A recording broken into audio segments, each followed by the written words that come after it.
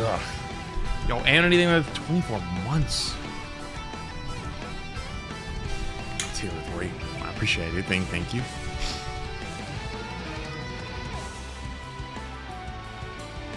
Bum, bum.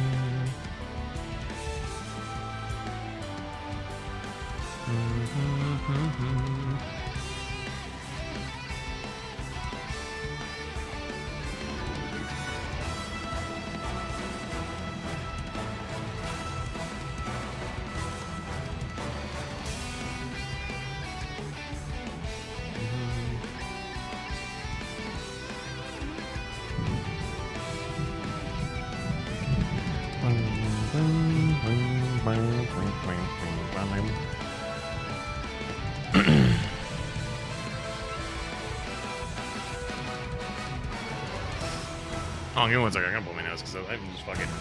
I am shit on a storm. Let me go.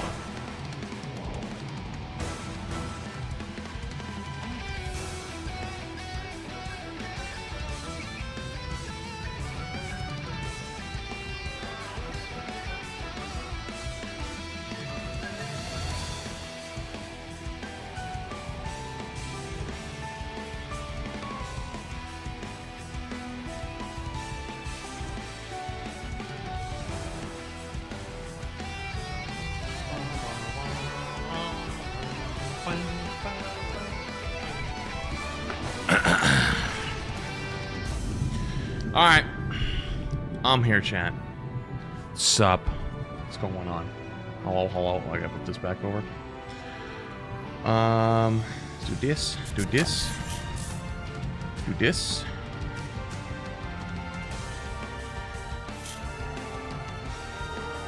What's this?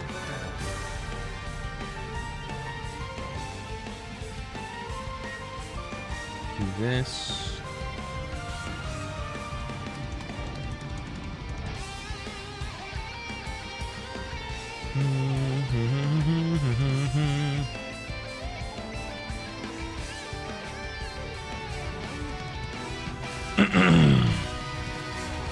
Cool. Alright. Sorry, I just had to finish setting something up. Sup, YouTube, as you're filing on in. We demand Gus. He's around here somewhere. Yeah, I beat him. I did.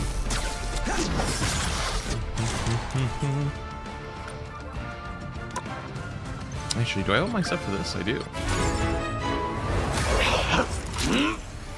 Shouldn't the new season stuff be coming, like, soon?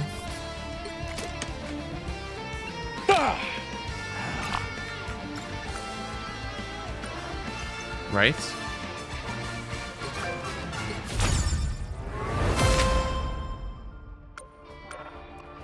I haven't finished the battle pass yet. I'm doing it literally right now. Don't worry. Don't worry. I'm doing it right now.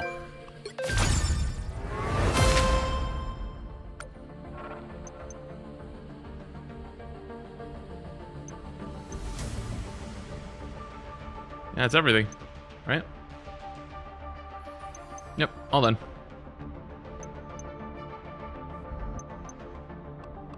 I'm 100 units back. Oh yeah, because I turned it up for dispatch yesterday. My bad. That should be better now. What we got here? Oh, these?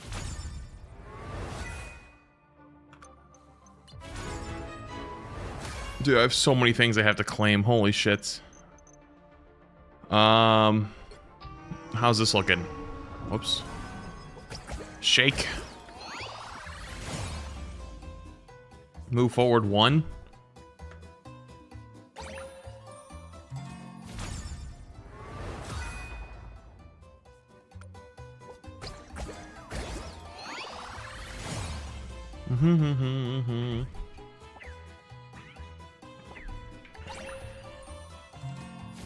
Speaking of dispatch, you got a little cooked on the first part of episode 3. No, I didn't though. I was reading a little bit about it. It's supposed to happen, but you can kind of prevent it if you know all of the synergy combos so they won't sabotage each other. How the fuck was I supposed to know those unless you've already played the game? Long time flash. Haven't watched King in in 16 months. Because I became a father, but love tuning in when I Yo. can. Keep up the good vibes. You're Thank a you. great content creator. Appreciate 16 months. Much love, dude. Hey, I hope that's been going well. It's still dispatch? Wait, what? Did it not get changed over? Oh, it didn't get changed over. Why the fuck didn't it get changed over? Oh, that's annoying. Good catch.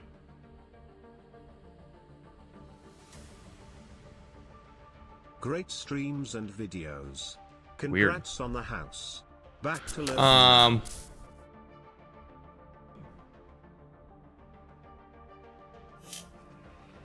I thought I hit save on it, but I guess I didn't hit save. Oh, alright. It should be fixed now. Good catch. What else?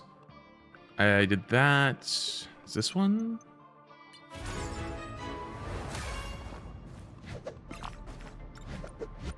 Okay. I'm almost done with this one as well. Got my bonus. Alright, everything else is coming along pretty good, I think. Now what's over here? Oh, I gotta just get all these. Done. Nice. Cool. Oh, man. When is my birthday? April. It's in April. So, here's what I'm kind of thinking for today, by the way. Well, first off... Oh, they do not look happy. What did I just get linked? Is that new skin that just got shown off or something? Hold on, let me look. What's this? The Immortal Beast rises. Hoduo, the Immortal Beast of the Undercity, finds and saves all of those that are lost with its feral ferocity. Unleash Fury of Wolverine Dog Brother X costume on November 6th. What is this? Wait, November 6th? It's 2 days from now.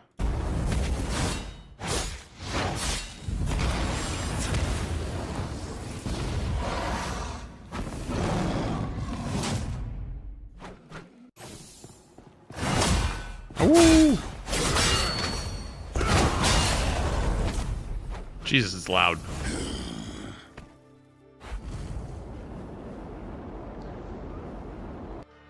I'll tell you what, Wolverine has never had a miss on his skins. Not a single one. Every single Wolverine skin is a fucking hit. Every time. Without fail. Okay. What was I gonna say? You're not the Battle Pass one? The Phoenix one? Double KO. That's 3. Wow. I think it's low key butt. I didn't think it was that bad. 5. That's amazing. 6 in a row. Way to go. I think if you're comparing it to all the other ones, it's probably the worst one. I don't know if I'd say it's butt though. Butt seems harsh. By the way, chat, remember when we were playing Star-Lord the other day? And I was like learning Star-Lord? Dude, I didn't know that you had to hold shift to go upwards in the E. I was just doing this and just fucking jumping. And I was like, damn, I keep getting fucking rolled. What am I doing wrong? You have to hold shift. Oh, okay. Wait, what? Wait, why didn't it work that time? Wait, hold on. Oh, because I think I have to start higher up. I think that's what it is, right? Oh, you had to hold. Okay, I got it. Yeah, I was just bouncing around doing nothing. That's 3. In your face, loser. Let's see.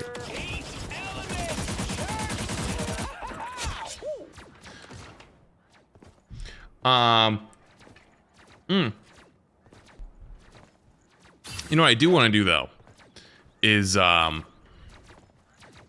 play more Arc Raiders today. I'm spectating pros, you didn't see the meter go down. Well, I wasn't paying attention to the meter going down, to be honest with you. Because like flight resource is like not really much of a problem to manage for like people that actually like play a lot of the character. So I just assume that they're probably using it right. And plus, they also do like the same bounce tech stuff.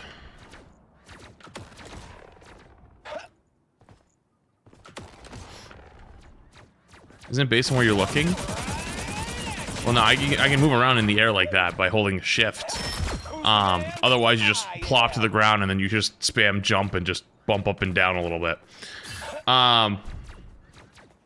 Variety streamer doesn't know how to play Rivals? No, I know. Actually, you know what's funny? I know what I noticed yesterday looking back at stream. I think on Twitch, I was like... slightly less people were here for Dispatch than Overwatch. Not by like much, but like slightly less. But on YouTube, it was like double or triple the size of normal. And I'm like, damn, dude. Like, back in the day, like years ago, I used to be afraid to stream other games because like anytime I streamed other games, like people would all leave and be like, yeah, no, I'm only here for this one thing.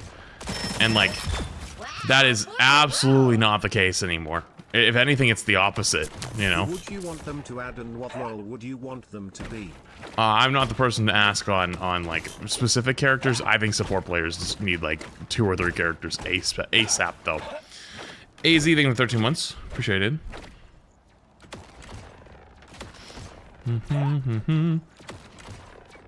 Yippee! But it's fun. It's been a good time.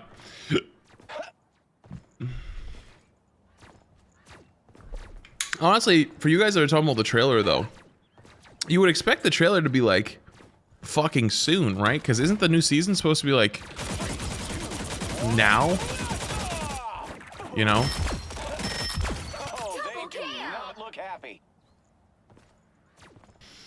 That's 3. Wow, 4 in a row. Wait, for real? Our 9 or 10 people compared to the 15 plus for others is sad? Wait, what are you talking about? Oh, for support players. Yeah. 100%. New season is next week. So, am I crazy for thinking the trailer should be today then? That's 3. Wow, 4 in Right? a row.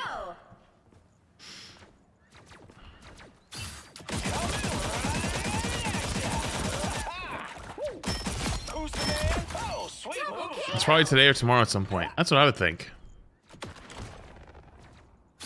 What's wrong with the game at this point? Nothing. Nothing's wrong with the game. At all. You know what's actually funny? After playing a little bit of Overwatch yesterday, I really kind of like...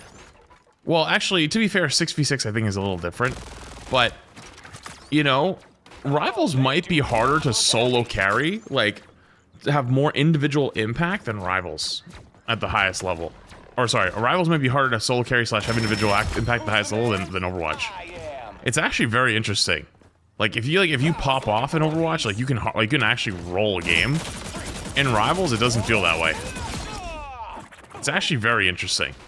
I knew that would work. But I mean, I don't think there's anything wrong with it at the moment. I think there's like underlying fundamental issues that people don't like, right? Like for example, endless support ults, triple support.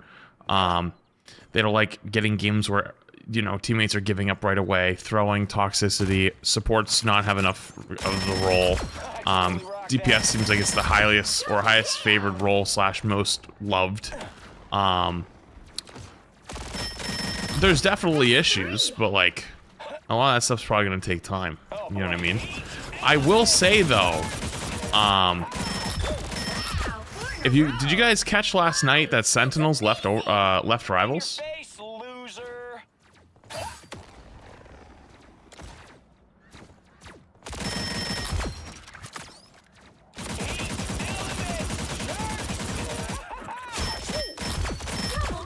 The players or the sponsor? Sentinels, the organization, left.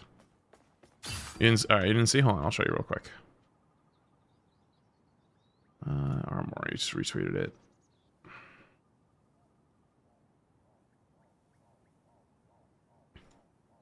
Look at this. Today we are announcing that we'll be pausing our operations in Marvel Rivals. We couldn't be prouder of what we accomplished in the last year together. We built something special, leaving our mark on the early history of the game.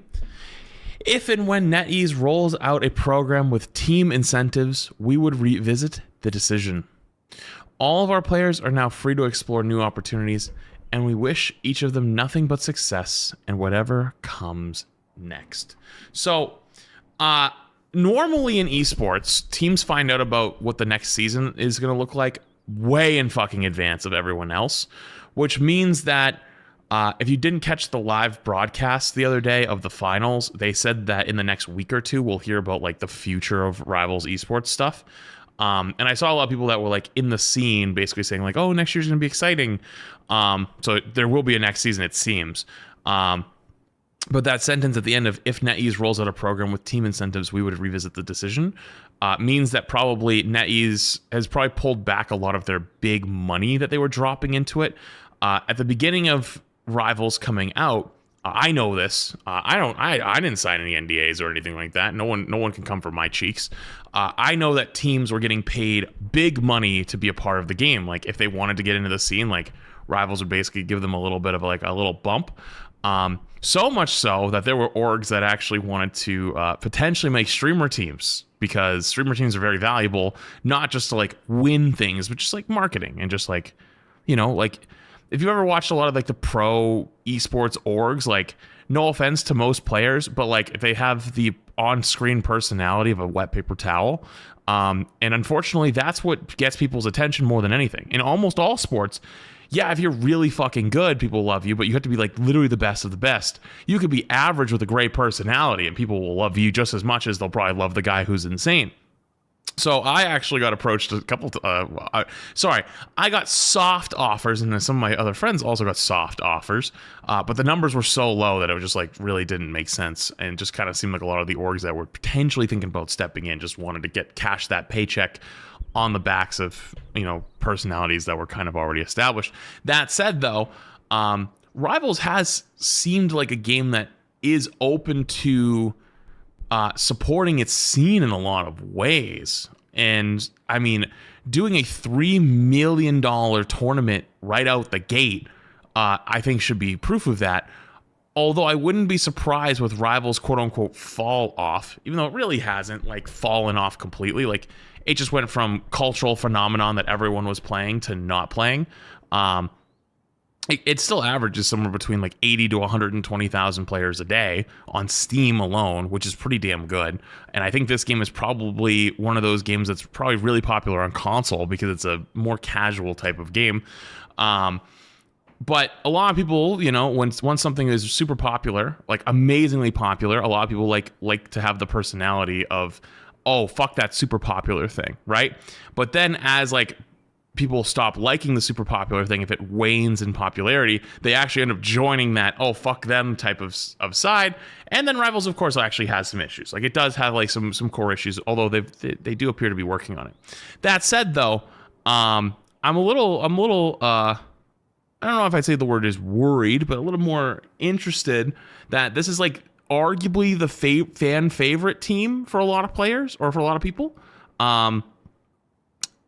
They just had a lot of nice personalities. Obviously, Aramori being probably like their most well known, although definitely they had a little bit of a poor performance in the most recent tournament. Actually, you know what's funny? Now that if I think back to it, when I was playing Nightmare 4 with Aramori and SK and Reinho, and she like said she like accidentally let slip that she wasn't like Sentinels wasn't a thing, and I remember we were all like, "Wait, what?" And she was like, "Oh no, it's still a thing." Like she like played it off as like, "Oh, like she meant just like for now, like we're not scrimming or anything." And we're like, "Oh, okay." It's hard. She might have accidentally actually let it slip, because she ended up tweeting too. I was like, "Well, now you all finally know. Sentinels has been my home for this past year, and I will never ever forget the amount of love and support from the community." What's that? Hold on, I gotta answer this phone call real quick. One sec.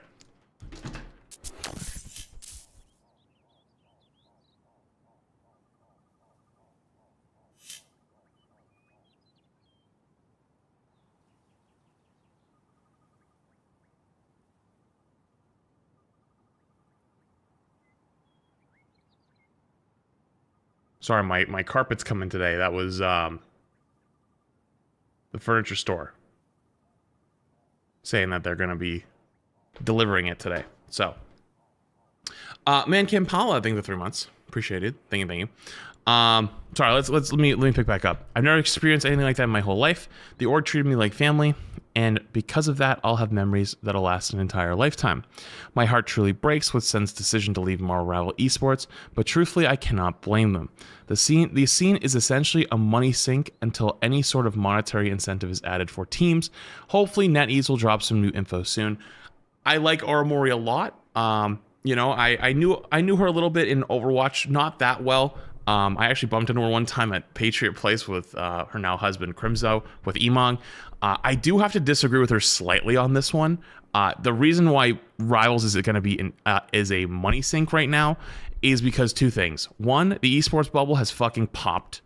And two, quite frankly, in a super casual game, your average casual player hates esports players. Like, they think that they're super sweat. Like, the internet culture has kind of shifted in the last few years where, like, being good in like video games used to be kind of cool. It went from being like turbo nerd shit to like everyone got into video games and the people who were really good were really cool. And then after enough time passed, like, those people got so good that people got annoyed playing against them. And then also, like, you know, just the culture of like, you have to be good or you're shit. It kind of flipped back where it's like, nah, fuck you. You're kind of like nerds and annoying. And so actually, I think that the hyper casual players' opinion of esports is they'd rather it just didn't exist. And they think that their game, quote unquote, will revolve around it. Now, that said, the reason why that's a problem is so that means the only people that are going to be interested in your esport are the competitive / hyper competitive players, like that are super interested in grinding and learning and getting better. And Rivals isn't that player base currently, and is not really going in that direction. And third off, unfortunately, the marketing for Rivals Esports has not been phenomenal. That said, I can't say they haven't done everything they can so far.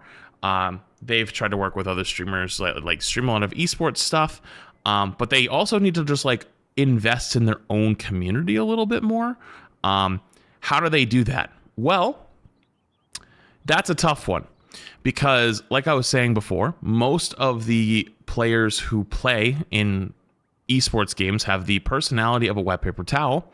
And if they don't have the personality of a wet paper towel, there's actually a really darker side where like there's a reason why you don't hear comms all the time on broadcast, or you don't hear comms all the time like from matches and stuff like that. It's like people say stupid shit, you know, and people don't want to hear them saying stupid shit. You know, there's already discourse online over Citadel apparently was one of the most shit-talking teams and like was shit-talking every team in the scene, and then they lost at LAN to FlyQuest, who then Spark Chief did the choke emote on stage, backed them, and has just been like getting tons of backlash by like, you know, the very small Rivals esports scene that exists, but basically like, oh, fuck that guy. Because then he went on to lose and cried on stage, so people called them CryQuest. So here's the problem, right? Why would you want to be a outgoing personality in esports? You know, every scene needs a villain. Every scene needs a hero. You need people on both sides to kind of like drum up some emotion. When people are so harshly aggressive towards a lot of those people, the only thing that I can think of is there has to be a benefit to them, right? Like they have a stream following. They have like, you know, they kind of build a career beyond just being that player, right? That's like the incentive. And how does Rivals make players do that? I don't think they can. And it wasn't in team's best interest to do that either, because some people say like, oh, they need PR training. They need to be better on camera. Well, unfortunately, it's actually in their best interest to keep most of their players like emotionless paper towels, because that means they're not worth as much money. I'll give you an example. If you have an esports player that... Oh, my Rivals is timing out in the background. I'm just going to close it for the moment. If you have an esports player who has no stream, no following, whatever, but is good at the game, and you have another guy who's both the same level of player, but they have a big stream with like 2,000, 3,000, 4,000 viewers every day, and a lot of people that are like huge fans of them that show up to every event or follow your streams and follow your matches just to watch that one guy play, Who do you think's worth more money? I'll tell you what, you all know the answer, and it's by a fucking country mile who's worth more. So it's actually in their best interest to keep them not worth a lot. Just want to finish off the tweet really quick. I've received a lovely offer from Sentinels to continue to have a home with them, even with their departure from rival esports. I have a month or so to decide, and I'll be trying with all other teams as a free agent in that time. Again, I can't thank the Sentinels community enough for all love and support. I am so proud to have been a part of your family. Thanks so much for cheering me. Sen City forever. My hope for Armoria is she keeps being a pro, but she should definitely potentially lean into that opportunity of streaming more often. I don't know if you really should sign to the org though. Like, if in my own personal opinion, I know the money's probably nice, but like, if this ever makes it back to her, yo, real talk, they're probably not paying you what you're worth. Real talk. I have worked under an org before, and they were very good to me. They were very, very great people. They were great people. They did a lot of good for me. But I realized after leaving and having, like, you know, my eyes opened up to more of the scene and having representation and all that stuff, like, I wasn't getting close to what I was actually worth, and they were making a lot more off me than I was ever bringing in for them. So, you know, continuing to be a pro, growing your career, and also growing your own personal brand would probably be what I would tell her. That said, though, I'm not sure where esports can even go. You know, like, outside of like League of Legends, Valorant, CS right now, and then like more established ones like Dota. Hell, even Fortnite, I think, fell off quite a bit. I mean, they're probably trying to bring it back, but like, God, it's not what it used to be. Like, you used to see Fortnite esports for everywhere. I don't see it anywhere anymore, personally, and it's not like any of my channels have changed. So, what do you do?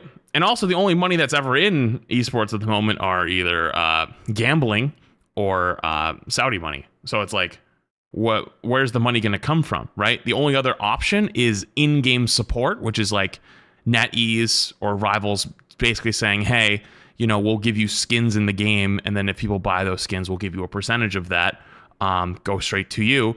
And obviously that cuts into their own profits. So it's like, you know, if Rivals is already scared at potentially they've already like lost a big chunk of its player base this year quite quickly, they might not be as willing to give a piece of the pie out to these other teams that, you know, only really came in because they got a big monetary value in the beginning. Esports is so bad getting money, they all crash. Well, okay, your demographic, like, okay, let's talk from a business perspective for a second. If you are a professional, right? When you make a business or you make a product, right? What do you have to think about? The customer. Who is your customer? Who is your potential customer, right? Also, I'm loading back into Rivals right now. That's why I'm in full screen. Your potential customer is who you're marketing your product to, right? The potential customer in Rivals Esports is hyper casuals, because that's your player base, right? Most of them, or sorry, not all of them are hyper casuals, but basically like the general Rivals player base, which is mostly casual.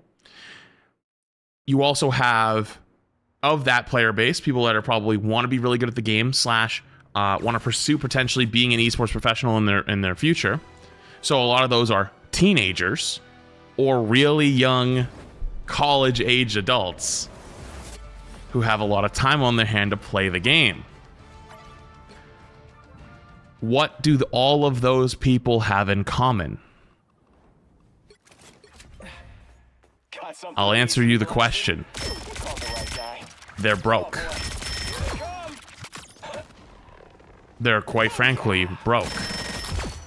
They have time, not money. And so teenagers don't have all this money to spend. Young college-aged adults don't have all this money to spend. And so, like, where do you go, right? We had this problem when I worked in Overwatch League with ticket prices for events, and that we couldn't charge enough to make it worth. Like, it wasn't even possible. We'd be so far behind money-wise, as like every event was like a huge net loss, right? So where does esports even make money? They can only make money really on branding rights on the main broadcast. Granted, I think Twitch is trying a new system where you can like co-stream along, and they could sponsor a co-streamer and then do ads through that co-streamer, maybe potentially, and that would be a way to do ads on the broadcast, like on its own side, I guess. But even that isn't great. Just finished watching your Pokemon Z VODs. Loved your sea love for Heracross. Oh, yo, thank you for the 8 months. Good vibes your way. Red heart emoji. Thank you for the 8 months. Appreciate it. Some games have tried putting actual ads in the game, like for example, there was one in Overwatch where they put a big Butterfingers ad in the game on a wall. They basically just rendered it in like on the broadcast, like a graphic that like, yep, this wall has Butterfingers ad on it, right? I don't know how difficult that is to do. It's probably kind of difficult to do, but like, how do you monetize it? You know, that's a hard thing to ask. And then it's like, well, even through advertisements, like, why should an advertiser work with you, right? Who's your demographic? Oh yeah, it's all kids again, / teenagers / young adults who have no money, you know? So it is what it is. Why is esport not run financially like football / soccer? What do you mean? Well, like football and soccer can make big money off of TV rights, brand deals, ticket sales. Although ticket sales, and a lot of times are like isn't that crazy, but like sometimes they are, depending on like if they own the stadium or not, and how long they've had the stadium, and how much money they owe on the stadium. Food, right? Like vending, merch, all of these things nobody buys. Like who the fuck is buying FlyQuest jerseys, right? And sunglasses and hats. You could sell Patriots jerseys. They're still selling Tom Brady jerseys to this day. For you fucking retired 5 years ago, right? Like they can't sell money through merch really that much. They can't do brand deals because they don't own the rights to like the broadcast. The broadcast itself isn't paying them to be a part of it. Like it's not like they're getting a TV deal from Twitch or YouTube, right? It's not like, you know, YouTube TV pays the NFL $300 million to stream Monday Night Football on YouTube TV, right? Then they can all get a cut of that. None of there's no revenue flows, if that makes sense. So, I'm not really sure where you go from there, because like there's not really anywhere to make money other than, again, Saudi Arabia and gambling, which is, of course, a lot of people's not favorite things to see in the esports scene. And so there's just not a whole lot of places to go. So it is what it is. I had really a lot of fun watching the rival esports, and I hope the best for them, but it is what it is. You know what I mean? It is what it is. There's not much to really do. Strategic partnerships, for instance, with Uber Eats, with a major franchise, that's something that promotes cross-revenue. Well, I mean, all of these companies have tried to grab... I mean, I don't think Uber Eats... Like, genuinely, I don't think Uber Eats gets anything from sponsoring an esport and throwing like millions of dollars at it. They get nothing. Like, everyone knows what Uber Eats is. Like, and if they didn't, like, Uber Eats is already not... I don't know if Uber Eats is still technically in the negative. I'm not 100% sure of that. I don't know if they're profitable these days. But like DoorDash used to do esports stuff years ago. They don't do it anymore. Doesn't matter the game. Doesn't matter if it's CS.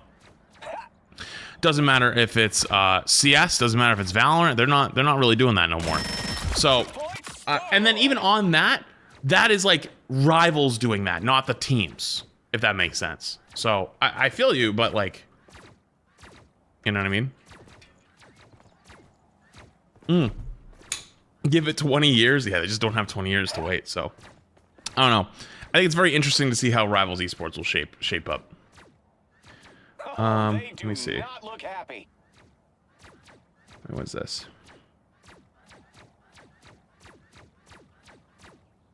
Let me see.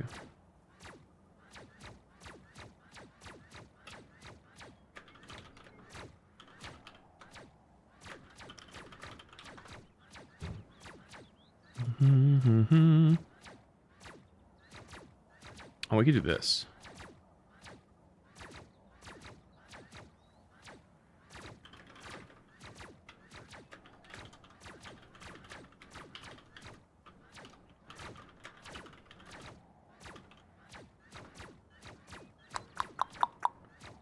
Okay.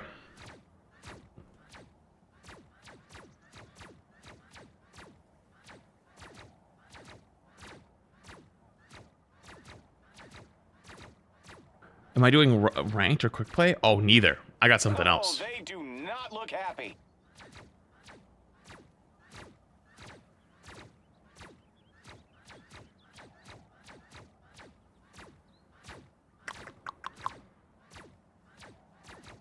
All right. Chats. I've got a very interesting thing for us to look at today. Normally I pull up a website when I have to show you our potential rank 1 spectator of the day. But unfortunately, I don't think I even have to do that today because I've managed to get 2 VODs, a Saife playing Invisible Woman. If you don't know who Saife is, Saife was on the team that just won Rivals Ignite and is considered by most people, if not the entire Rivals professional scene, as the best support player. Looking at this lobby, you can already see how kind of stacked it is. We have Sparker in here, we have Space in here, Moxie's in here, Doom's in here, and there might even be a couple alt accounts in here. So I figured we could take a little time to watch the #1, not only Invis player, but #1 support player in Rivals currently. So I got 2. I actually think I have 2 today. Do I have 2? Oh, he wants me to start with this one. Okay.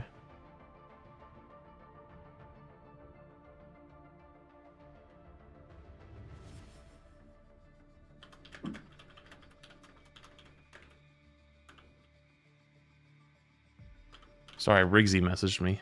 I gotta always respond to my goat.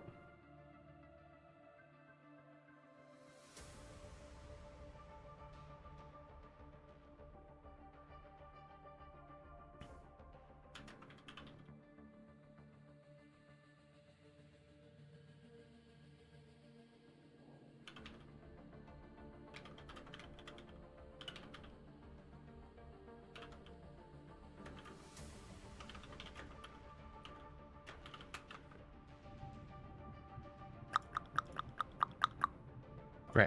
Sorry. I always gotta respond to my go. Did Ignite end already? Yeah, it was the other day. Alright. Let's do it. #1 or rank 1 support player / rank 1 Invis. Let's roll. Where are they? They'll be coming in 30 seconds. Stay strong. Here. So things I think I'm probably gonna be looking for is like how often are they in the fight versus not in the fight, survivability, how they use their push, how they use their pull, and ult timings. 5, 4, 3, 2, 1. You have to stop them from securing the mission area. Invisible? Okay, this night's getting a bit too long for my tastes. Clear the way. Tries to pull one in early, tries to get an early pick on one of the tanks. That's tough. They already got early double picks. Interesting thing I just noticed right there when they were healing their tanks, like they don't actually aim dead on one of their tanks when they're stacked up like that. They're trying to shoot between them because the hitbox is for so big. Very small thing, but if they're close enough, then you actually get to heal both.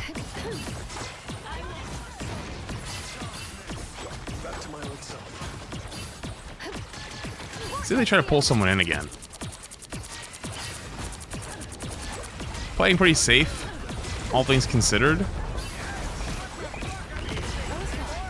I think they're pretty much they were, or at least at one point in that fight, were probably max range on it. See, I would have been tempted to jump over to try to keep shooting there. They don't even jump over. They just break the walls, walk up. So they invis ult first, where a lot of times you end up actually is ulting second. But that time I'm assuming because pushing through this choke is really difficult.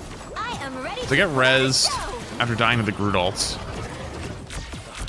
Oh, that invis range is actually much further than I expected.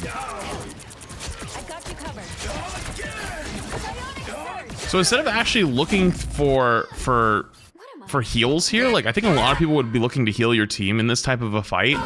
But because they're going for an engage on this corner, they already start shooting for this corner to add the extra damage in to help finish off these targets. But also because like their team's going to start engaging here, so as the shots go out and come back, they're actually getting healing and damage instead of looking at like the Emma there who could have gotten healed, or the Rocket that could have got healed. A lot of times they actually are just helping follow up on damage. And then they go down to the Hella, but I don't think it matters. I think they kept this point. Do you know when the season 5 sneak peek live stream is? One, I have no idea. 2, if they've already started planning it, I'm not invited because I haven't heard anything. But 3, like I don't think anyone's heard anything. They've been really quiet. I don't know what's up. They haven't even done the trailer yet, which I feel like should be soon. Plays really safe. You know, like just good habits, just not playing up. I feel like your tanks have so much space there that like you might be tempted to walk up a little bit, but just doesn't walk up at all. Just plays that corner. They'll go think 7 months. You know what? A couple missed shots there in a row. Hey, probably trying to aim between them to hit both because they're in a safe spot. It happens. Constant mid-maxing. Goes for the early invis ult. I wonder if it was because of having to jump in. Like, obviously, because the whale ult is coming in now, so you gotta be careful. And obviously, jumping into the enemy team is a good way to get double tapped. So, by ulting as they jumped in, they make sure that they stay alive, and they actually end up winning the fight off of it. So, it kind of ends up being a double. And also, the Rocket ended up dying as well. Another small thing, which I think this is already like super well known, but it's a good habit to have, is like you constantly are shielding your DPS and letting your DPS take these off angles. This meta it's not as much off angly, but just a small thing you'll constantly notice. Also, Delta Fort with the 10 gifted. Yo, thanks so much for the 10 gifties. I appreciate it. If I had, I'd give Gussie a treat, but he's not in here right now. Also, did you guys see we have a new Gussie emote? Did you guys see it? Thank you though. I appreciate the big 10 gifted. If I see him, I'll give him one. But he's not in here right now. I thought I heard him walk by. Thank you, Delta 4. Appreciated. Breaking the Groot walls, they actually mixed in melees. I wonder if mixing in melees is the same speed. I like eating the 9 months.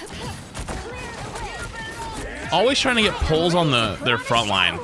So like this meta is like really dive heavy in like pro play, but in ranked it's not always very dive heavy. And so when you have like these more like heavy tanks, like these Groots and Emma and stuff like that, just pulling them forward just a little bit at the right time actually gets so much value. They hit a checkpoint. Now might be a good time to stop them. Anything I've been impressed with the most so far is just they've not been in danger almost a single time. And the 2 times they were in danger were getting Groot ulted, and at the end of capping first, they got double headshot. So interesting they're going to play this corner over here. I kind of like this. So I normally wouldn't play here, but watching them play here, I think I understand. So if you're playing main here, you have to peek up the ramp, right? Which you would think like, oh, you have a head peek. That's a pretty safe place to be. But it is still head peek from sightlines, and you could get double tapped from like a Hella. But if you play on this corner over here, they can't see you. They have no sightline on you at all. And so your tanks can hold much more forward. Has invis ult too to push through if they choose, which I think they're not choosing to because the cart's not even close. Has to use it though because their tanks are about to die. Because they just want to hold this space. They don't want to let them come back out. So because they're down 1, I think this is where you start backing away a little bit because you know you can't hold that as well.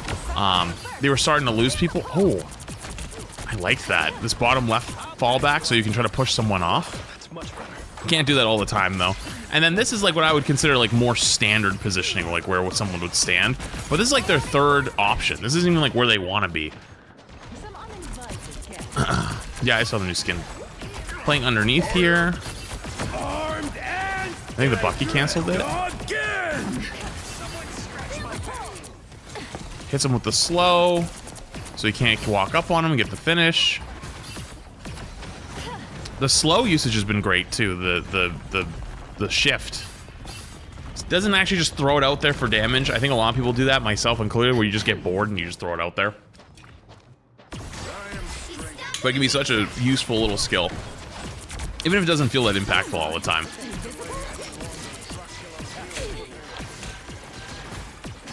Uses their own shield a lot too.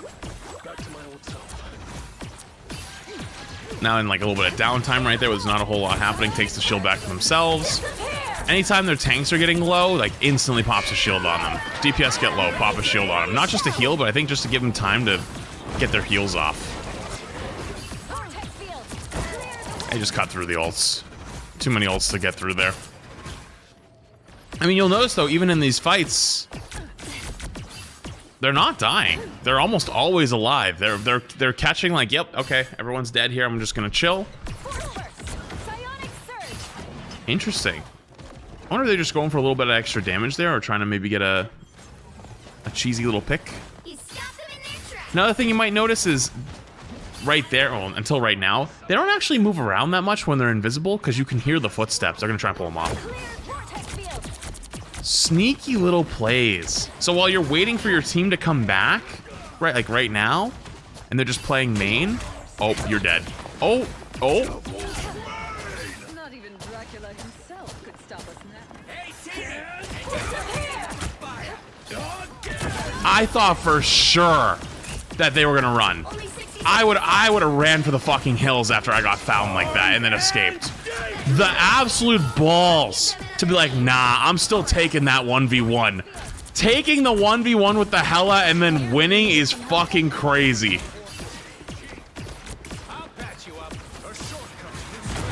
That's confidence though. You know?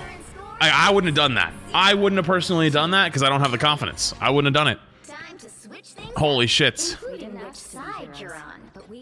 That was pretty damn good. The battle starts in 5, 4, 3.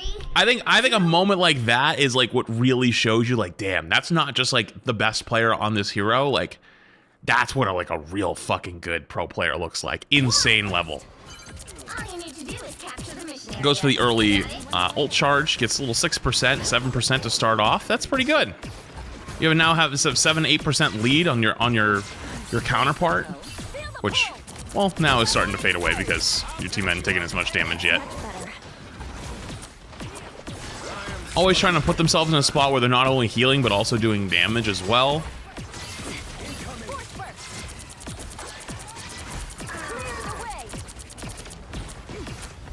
Helping break the Groot walls. Everybody loves seeing someone help break the Groot walls. Nobody helps break the damn Groot walls, it feels like. Try to pull the Groot in. Their Emma's running it down. Almost like kind of baits the Emma a little bit there. Because like, you know, as like Emma or a lot of DPS players, if you see a support player, you're just like your eyes light up like, oh my god, that's a free pick right there. And then just kind of like slowly walk away. And then they either get the kill off of it or forces them to a spot where they're not going to be able to do anything for a while. Best support in the game? Well, oh yeah, the best place. I mean, Invis I'd say is the best support in the game. You know what's funny? Wait, hang on. Was it this tier list or my previous one? I think my previous one too. There was one of the tier lists recently where I was like, Invis is like by far the best support in the game. And like people were like, you're fucking crazy. You're fucking crazy. Luna's still better, you stupid. Uh-huh.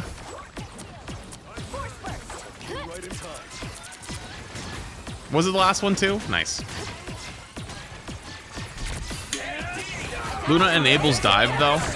I think you misunderstand why Invis is good.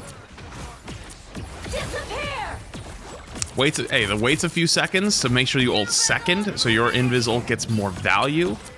Smart. It's like almost a rule of thumb in rivals where like you want to ult second on support if you can. Sometimes you can't, and like it's just like that's just it is what it is. But if you can ult second, try to ult second. It's because she has a get out of jail free card and it's just double jump. No, it's not. I'm sorry. That is not what it is. If you've been watching this gameplay and thinking it's just because she has a double jump, I'm sorry. Like we're looking at different things. I'm trying to show you all of the small intricacies. You have not been paying attention to the shields. You have not been paying attention to the push. You have not been paying attention to the shift saves. You have not been paying attention, my friend. Lock in. Lock in. Lock in. I am giving you the keys to success. Turn the key. Turn on the car. Start the vehicle.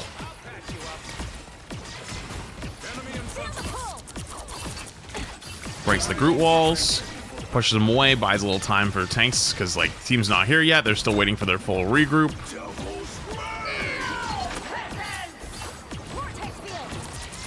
Always shielding on this corner. Make sure that they can safely peek without getting domed. So a lot of characters like Bucky or Hela sometimes, like, they'll spam corners. More Bucky than Hela, but like a lot of times you're spamming these corners trying to hit supports on the backline because they always play like these like angles. So by shielding that corner, just make sure that they can peek and heal there for absolute for free and be completely safe.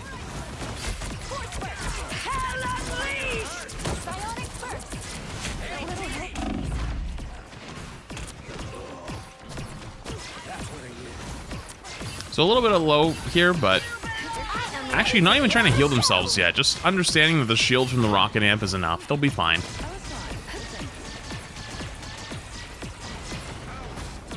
You know, maybe it's just me, but at some point I start to get a little antsy if I'm like below half HP. No fear, just stands there, keeps doing their job, knows they're gonna be safe. They'll heal up when they get an opportunity, which is like the jump away for 2 seconds. Didn't even like react to the Bucky there because they knew be fine. Unfortunately, big Groot ult. And that's what it is.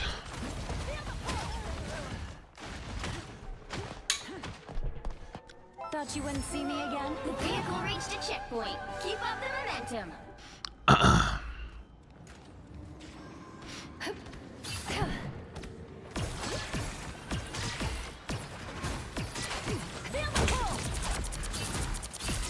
All right. So I wonder how if they're gonna just play on this corner here, or they actually want to take it back. Because the one thing I noticed on attack was like they really love to play out here on this corner. I wonder if they play this defense a little differently. So they get an early pick, so I guess that gives them an opportunity to walk out. So they're gonna play these stairs, or are they just gonna play back? It's a little bit of both. I mean, they're playing really aggressive now. Like once they get up this far, they play up top. But like if they end up giving a little bit of ground, I'm assuming they'll end up playing towards the stairs because a lot of people end up playing on the stairs, but maybe not either.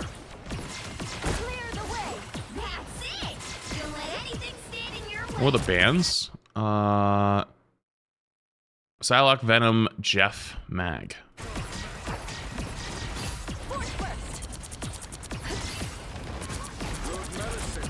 It's actually playing off to the left here. I'm guessing they play off the left to put pressure on their front line to try to see if they... So if they're gonna push up, you could pull them off. Maybe a little lucky there. Oh. We stole his Bucky's kill. Gets pulls in by the Emma there, but they're completely safe. Working with the Bucky, pull people in / pull them off the map.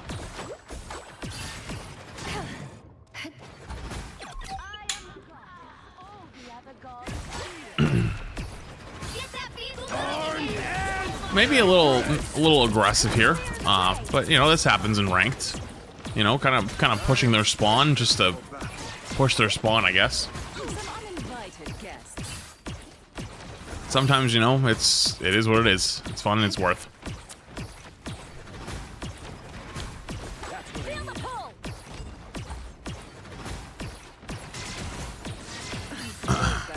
New Sojourn Lord just dropped on YouTube. All right, maybe I'll take a look after.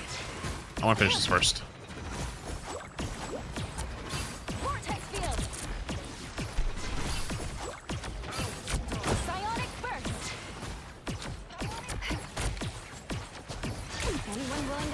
Yeah, see, this is what I was worried about, is like the Hela coming up these stairs over here, but I guess like always having a DPS with you means you're going to be safe, right? Because you can give your DPS the advantage by giving them the shield in the 1v1. Instantly turns the push, doesn't hit the push, but just like instant reaction to see if they're too close.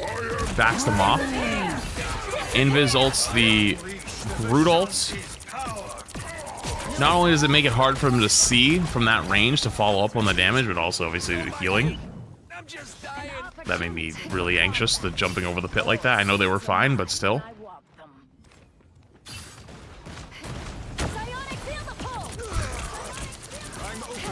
Just so there's only okay, interesting. I don't know if they were trying to stop the portal play or I mean they still have another minute. I guess maybe they saw that they swapped over to Strange early and was gonna portal over.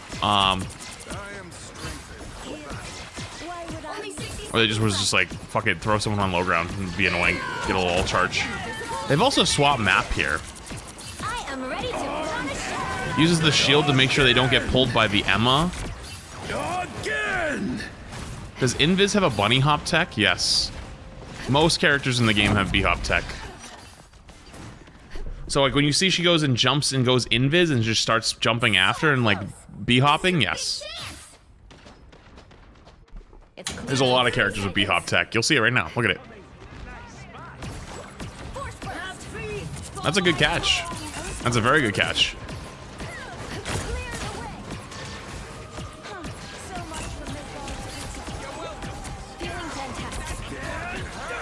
Getting close to Invis here, but there's just so much going on, trying to keep everybody up. Ah, they got Invis early. They're probably gonna lose this fight. Just trying to spam out where they might be. You don't know how to B-hop? If you want to make it easy on yourself, like just put it on scroll wheel. Like put jump on scroll wheel, and basically you scroll wheel after, like so like you jump with somebody or you use like the movement tech with somebody, and then like as you land you scroll back or scroll forward or whatever you end up doing, and like just do that on a couple jumps. You can at least get the first one's easy. Doing multiple is difficult.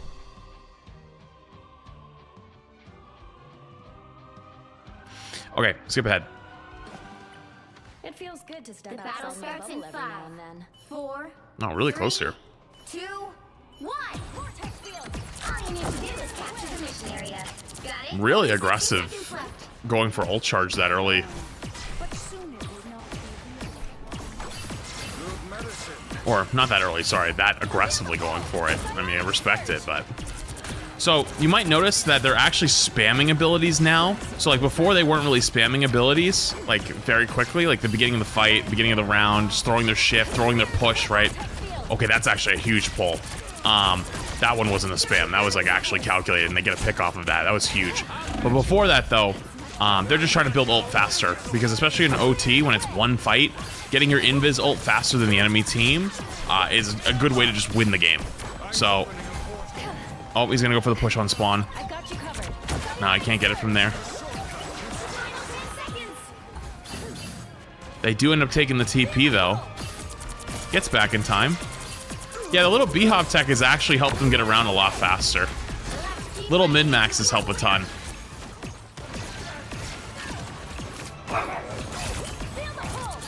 Oh, I think my carpets are here. Let me finish this fight really quick. If he's going fucking bananas, that means the carpet's here. He's like a doorbell. All right, let me go crit this real quick. That means my carpet's here. Hold on, be right back. 1 second.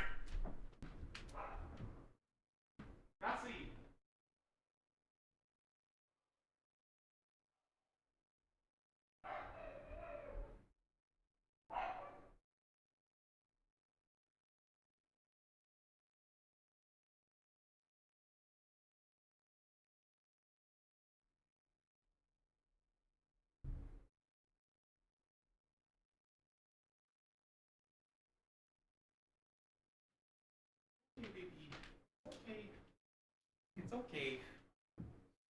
Okay. I know it's scary. Oh, stop. It's okay. I know they're there. Oh my goodness.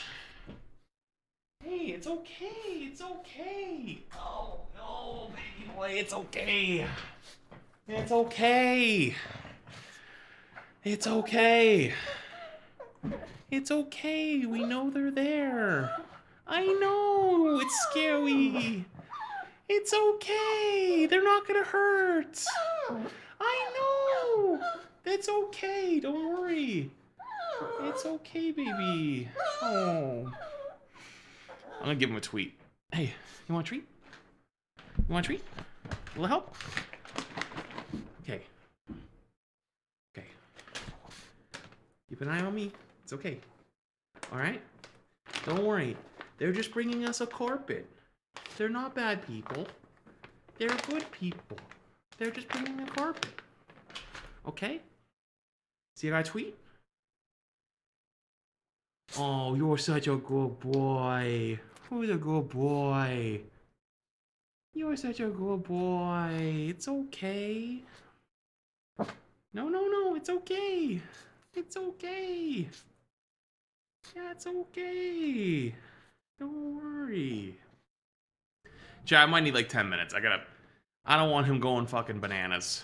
Because they're bringing the carpets in right now. So he hears people in the house. So he's going fucking nuts. You know? It's okay, buddy. It's also really windy. So like the house is like, I wouldn't say the house is shaking, but like you can hear all the trees around the house shaking like crazy. You know? It's okay, buddy. I know. It's okay. Don't worry. They're not bad people. It's just the carpet guys. I know. It's alright. They're okay. We're okay. I just gotta wait till they're done. So I might. It's okay, baby. It's okay, baby. It's okay. He wants to protect. He want to protect the house. Yes, he does. Oh my god. You're such a good boy. It's okay. You're such a good boy. You're such a good boy. It's okay. I know. Is it so? So remember when I told you guys that he doesn't like people very much and he gets very anxious? And it took a long time for me to like, you know, make sure he was comfortable. You're kind of seeing it now a little bit. He does not, you know.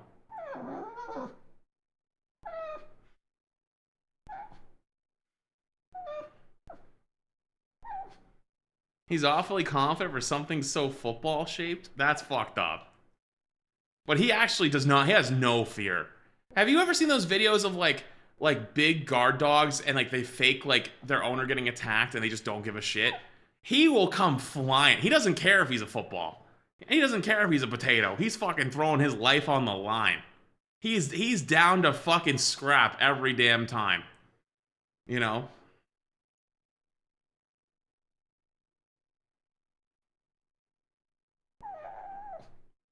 Okay. I know, Buggy. It's alright, buddy. It's okay. It's okay. I know. Don't worry. Crawl, I think the 7 months appreciated.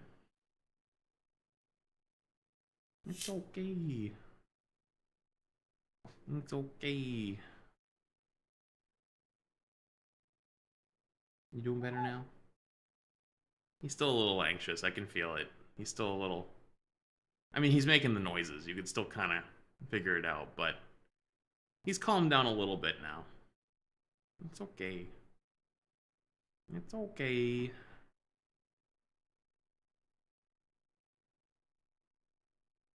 It's okay. Alright, what are you guys up to today? Well, I'm... You know... stuck at the moment.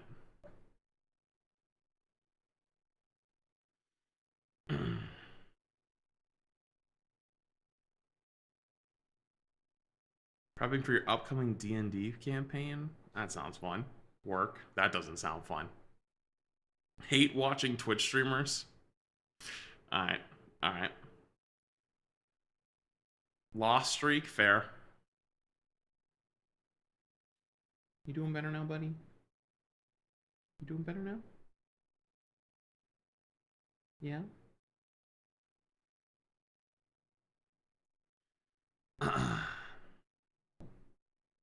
I don't know if I'll do some ranked later. Probably not.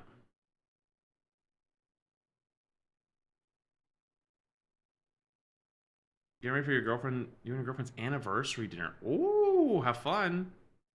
Have fun. Sounds like a good time. Going somewhere nice. Yo, Toby, thank you for 59 once. Watching a cute doggy. Appreciate it. Thank you. I just gave him a treat. I just gave him one. He's a little worked up right now.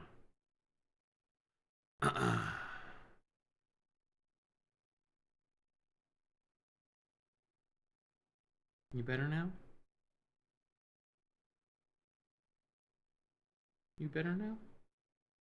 Come here. It's okay. It's okay.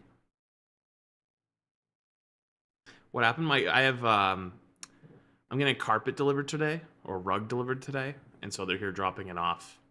And he does not like people. He went fucking ballistic. So I took him up here while they can, you know, put everything downstairs. And you know, make sure he wasn't going sicko mode.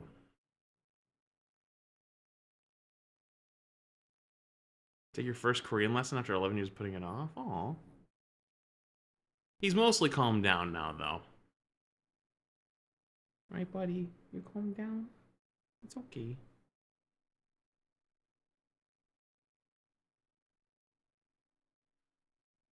It's okay, Puggy. You doing okay? Hey, Gus. You doing okay? You doing okay? Hold on. Let me check my phone, see if they're still here.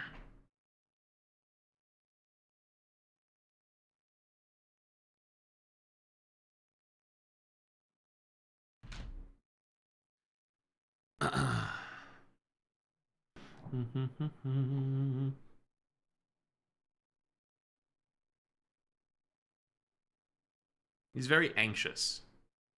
He's a very anxious pug. That's really what it is.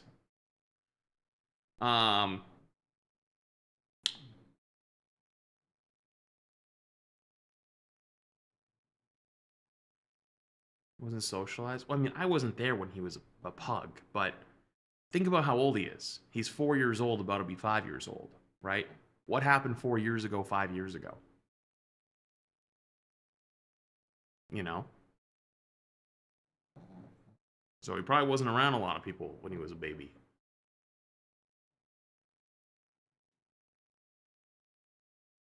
Right, buddy?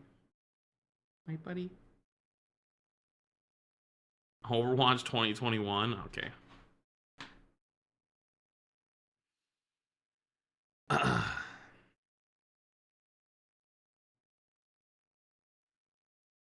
You give your Chihuahua CBD tinctures when 4th of July comes around. It makes them for doggies now. Oh, I didn't know that.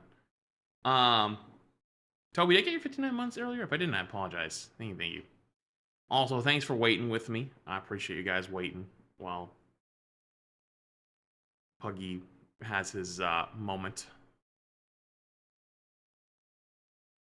No, he does have anxiety. He has real bad anxiety, actually.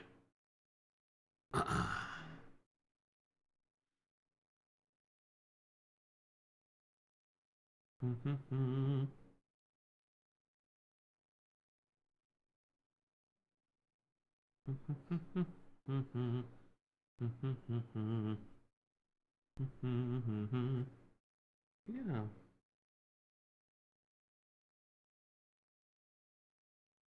Well, I have people. There's people in the house. That's why.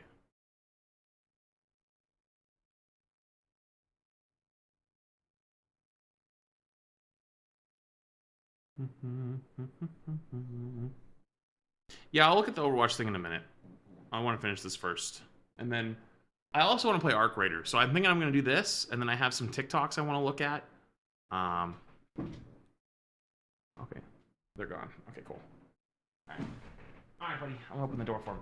I'm gonna let him walk the house really quick. I want to go with him because then he'll know that they're all gone. And then no, Gus, come here. Oh, let's go. Let's go take a look. And then after that, we'll finish up. Okay? Come on, buddy. Let's go scout the house out.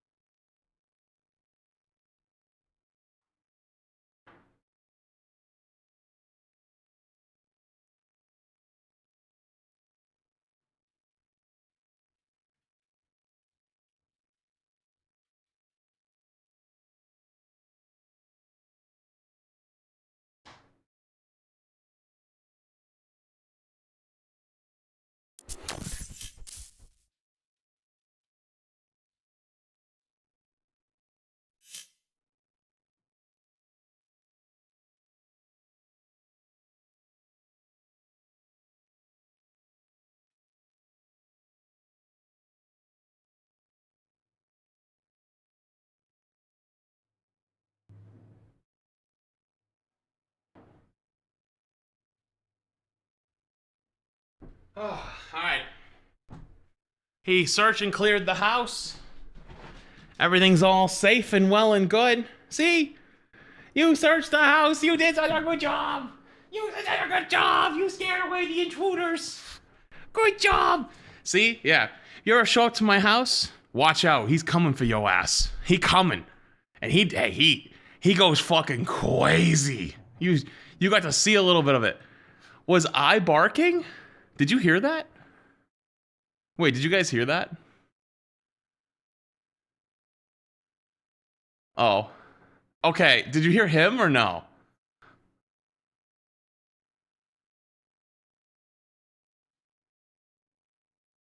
Because when he was barking, he ran into every room barking, like looking for them. So I started barking with him. So we ran into like the bedroom barking, then we ran down the stairs barking, then he ran into the little front room barking, he ran into the dining room barking, then he ran into the kitchen barking, and then we ran into the living room barking, and then he ran down into the little mud room barking, and he checked all the bathroom and stuff like that, and then he realized the place was safe, so then he grabbed some water and he came back up with me. I was hyping him up, yeah. Good job, buddy, good job. Oh, Jesus, don't jump. I thought we solved that problem. All right, sorry about that. Let's continue, shall we? That was the end of that round. After all these years, let's finish this up real quick, shall we? Hasn't gotten old. The battle starts in 5, 4, 3, 2, 1. You have to stop them from securing the mission. What is this? S tier is Gus, A tier is the chair, B tier is the dog bed, C tier is the mic, and D tier is flats. All right, fuck you. Anyone willing to help? I wonder if by B-hopping too, you're actually more silent on Invis. You know how like, when she's walking, you can hear her fucking fat feet going plop, plop, plop, plop, plop, plop, walking around, like even if she's invisible, you're like, wait a minute, what's that noise? By B-hopping, you probably don't make as much noise than normal. So it's probably actually multiple things. Oh, and I was thinking of the gift. I appreciate it. Sorry, I was gone. I missed that. Feeling fantastic. Only 60 seconds left. Clear the way. Getting so much damage and healing in on all of these shots. Look at the speed that the Invis ult built up. Early ults in aggressively so they can run at their backline and kill their backline before they get their Invis ult. They got it literally last second. That was so close. But now they have rocket ult. They have trade rocket ults. Works are way back to main actually after things are looking a little spooky. But it's game over anyways. That really aggressive Invis ult let them run into their team though. They ended up not getting the Invis kill, but they just took their positioning from them so badly, and then they just kind of fell over right when the Invis ult ended. So that was the first game. I have a second one as well. Recently, I've only been able to get one of these, but I actually was very lucky enough to get 2 this time.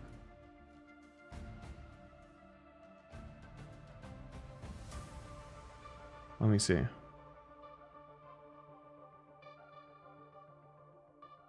Let me see.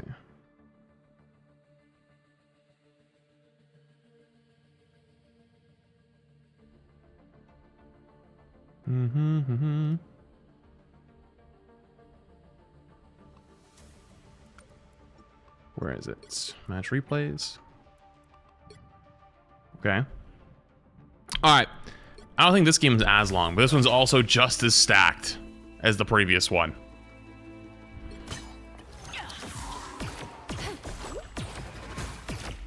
I feel like Syph is playing much more aggressive than other Invis players have recommended to.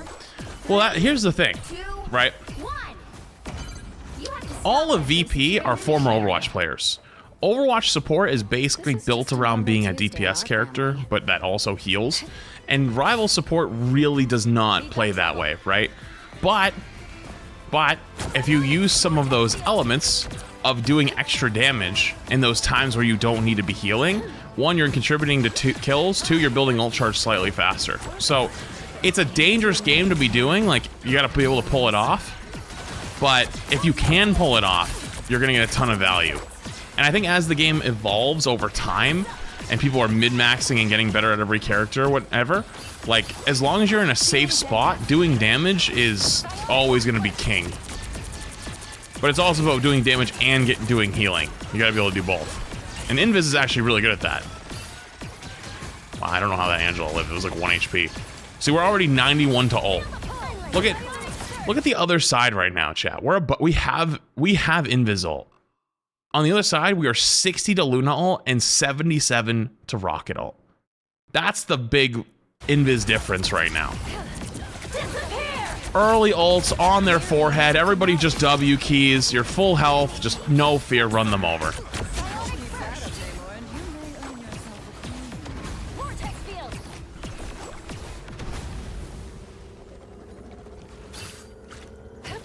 Easy first cap. Easy first cap.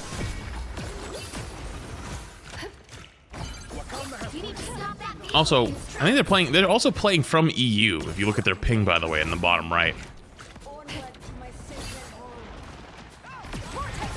Damn, their internet's 10 times better than mine. I always have out and in loss, a good amount, packet loss in my internet these days. Trying to balance helping the backline with the cap, as well as keeping an eye on the front line just to see if they're doing okay over there. Small things like checking on your teammates, both in front of you and behind you, are valuable for every role. DPS, tank, and support, but especially for support and for tank, more than anyone else. But DPS is valuable too.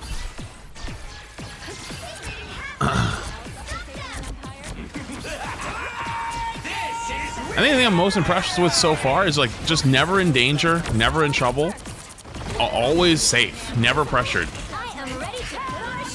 Like, in terms of like rank 1 gameplay we've watched, I feel like this is like the most relaxing.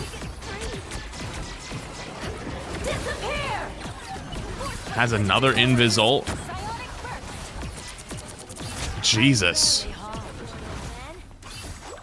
Runs them over.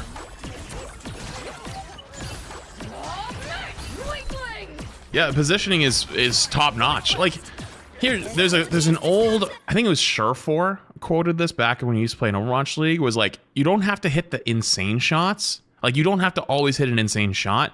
You have to put yourself in a position to hit the easy shots. Like you shouldn't have to hit the 180 flick to win. You should be in a shot. You should be trying to get to a point where your positioning makes it so that it's just an easy point and click. You know, like if you're in a spot where you have to constantly be doing insane mechanical maneuvers to win, you're not gonna win. But if you're making life easy for yourself by making it so that your shots are easier to hit, making it so that positionally you don't have to really worry about hitting some crazy mechanical shot, you'll win way more games, you'll win way more fights, you'll hit more shots. Because you'll be in a better position to do that. So it actually ends up dying to the flank hella there, but I think they're going to still win the point, yeah. The 2 times out of these 2 games where I've thought, like, maybe they went a little too aggressive there because they got punished and died, which was on first point of the last map and second point now of this map, they instantly capped right after. So I'm assuming by going aggressive here, it's put so much more pressure, and it's like they're winning the point anyway, so they'll trade a death for a point. I don't mind. The only stat that matters at the end of the day is the win column.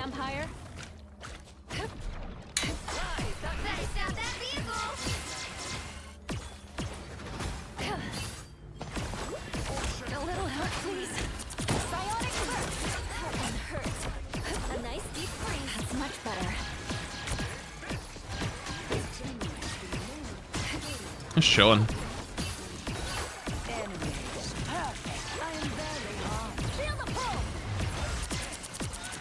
Never in danger. Has Invis ult again. Are they going to walk forward and use it aggressively? Take space? I think he was looking for it there. So I think he was looking for it, and then the whale hit, and they forced the Luna ult, so it was not worth the trade. And then their Hella ults. So because the Hella ulted in the open, it's better to use it than defensively there, because they're trading Luna ult and Hella ult for just Invis ult. Well, have just Invisible and Namorl, to be fair, but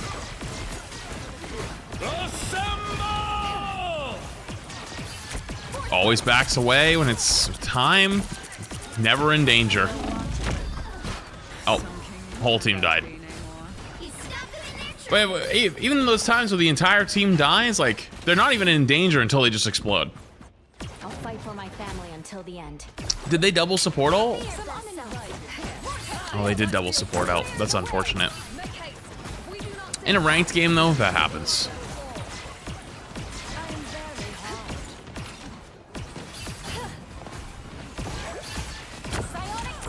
Good pull. Forces their invis ult because Moxie almost died right there. They lose their Emma and they lose their own Angela off that. But how are they going to disengage? Try to save their Luna. Yeah, their Luna's getting kind of gotten rolled a little bit. They're pressuring their Luna really hard, which is you know, someone was saying about enabling dive earlier. Luna does enable dive sometimes, but that's not why she's getting played. But also, the survivability against dive is a lot lower than someone like Invis right now. Big Angela. Just trading support ults right now. They don't even have to be like the craziest player right now. It just has to be consistently alive, consistently in a spot where they can help. I got you covered.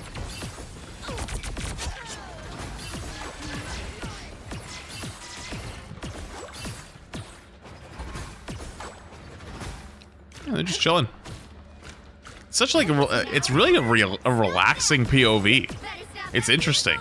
Never seems to be like, oh shit, we're fucked. Always has a button to hit, always has something to, like, you know, back away, something to heal, something to do.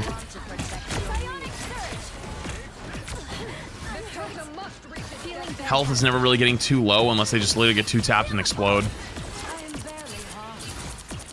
Only 60 seconds left. A nice deep freeze.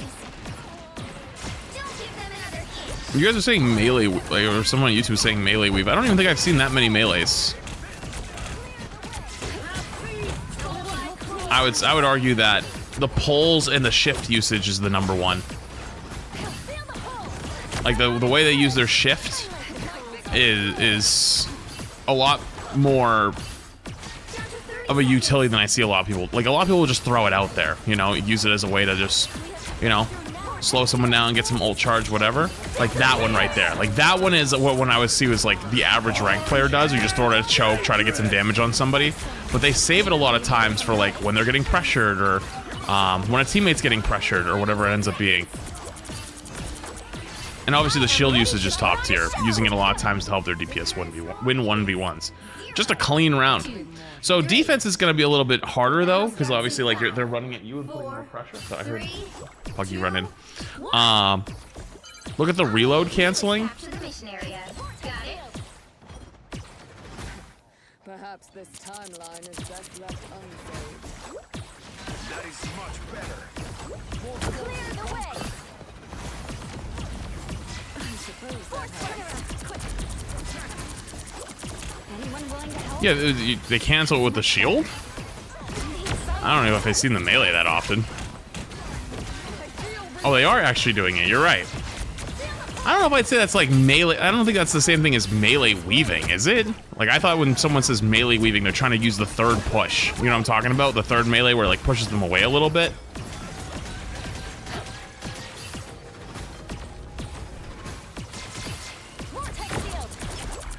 But you're all right though. They do animation cancel the end of it every time with something.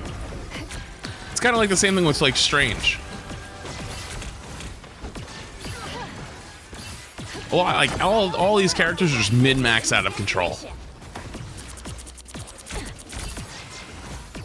That's much better.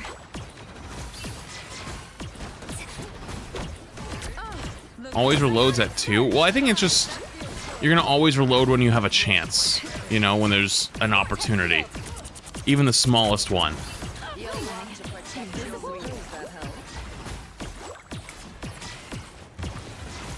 I'll keep an eye out for it. I'll look.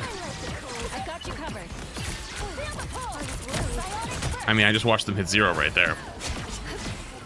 So I don't think it's that. I don't think there's anything to do with the amount of ammo that they have. Oh my god. See, that's like the only times I've seen them die. It's just getting like randomly two-tapped by a flank hell or something like that.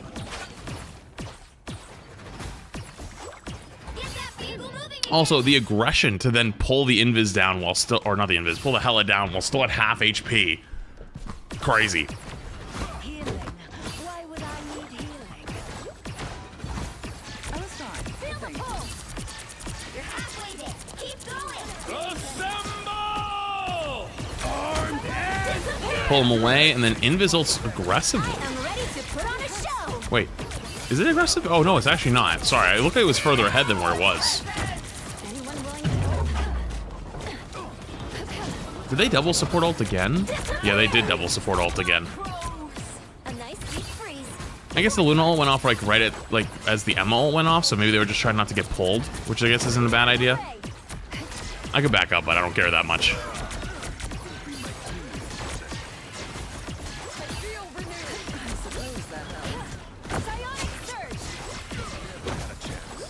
Even in like a situation right there, like where they were getting attacked by like the Cap and the Emma, didn't even feel like they were in that much danger.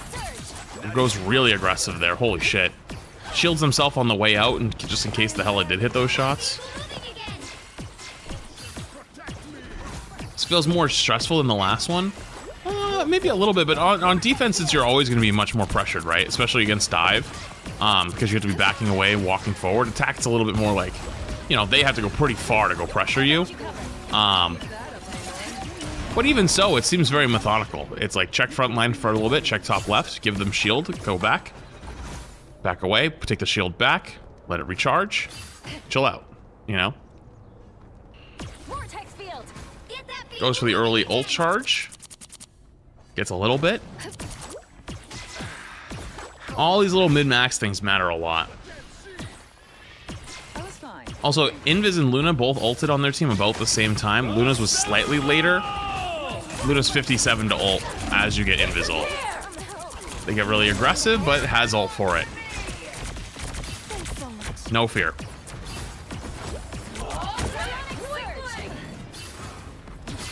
I'm surprised at how often they jump forward, like aggressively. Because a lot of people, I think, myself included, would use Invis's jump as a bailout ability, like to run away, to like stay alive. But honestly, the amount of times it's been used as like an aggressive, or like to run up and help like teammates keep fighting has been crazy. Also, I don't think the Luna was really helping her out there. That was like all sustain on her own, using her own shield, using her own jump to pretty much wait out that whole hell ult.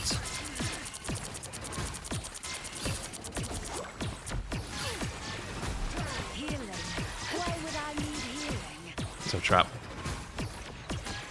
I feel renewed. Force burst.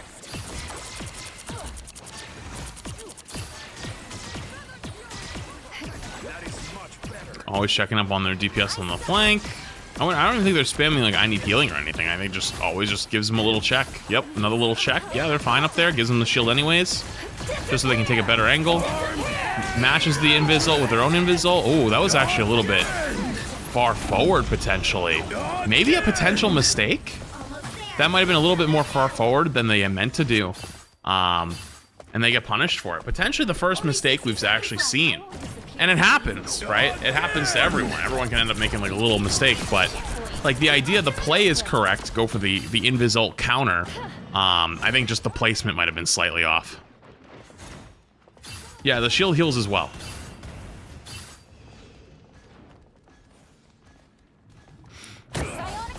Tries to pull him in. I love the lurking, just looking to pull people in sometimes. Like from the spectator POV, I just forget they're invisible every once in a while. I'm like, why they're just looking at, and then they just pull them. It's like, oh yeah, they can't see them.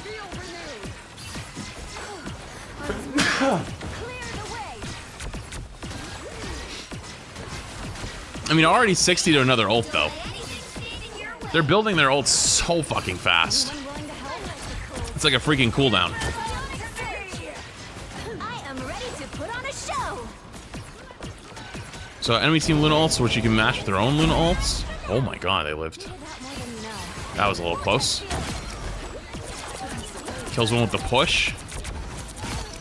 me hit tab really quick just to stat check. They have 12,000 damage right now. Look at the enemy team's invis. Has 26,000 healing, 6,000 damage to VP's 43,000 healing, 12,000 damage. Legitimately double the damage and almost double the healing. Seconds left.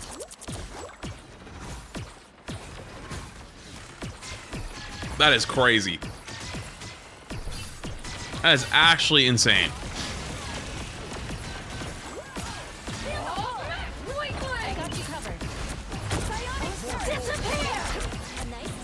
Gets a kill right before the invis goes off, so they're up one now. Use their own shield to make sure they don't get pulled by the Emma.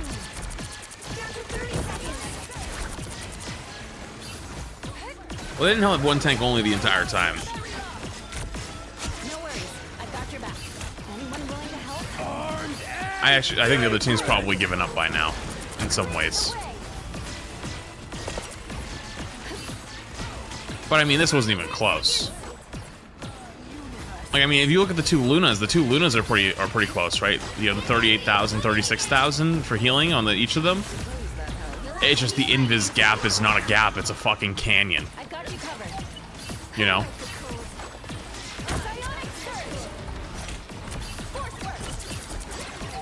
Feeling fantastic.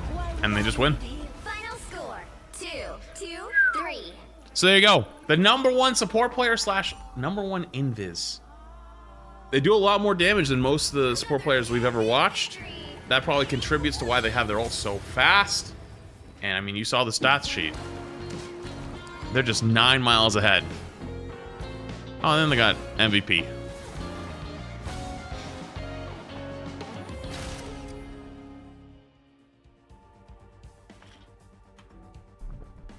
Not bad. Not bad. Okay. Let me see.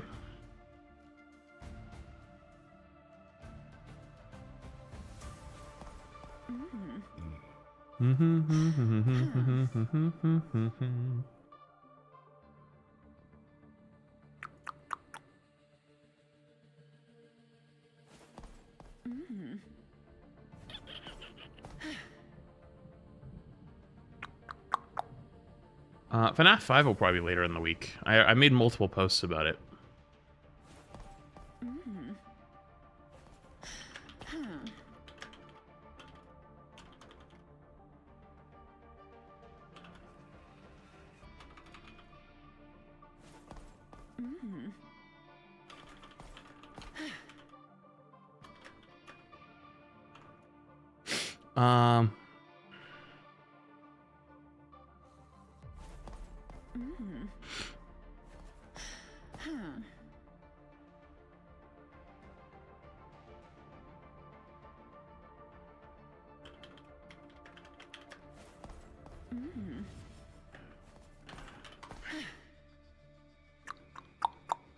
Where is it?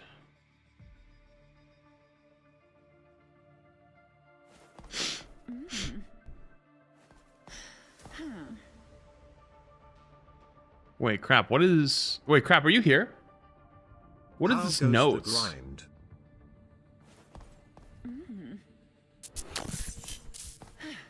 What is this note on one of these? Is crap here, by chance? Any crappers?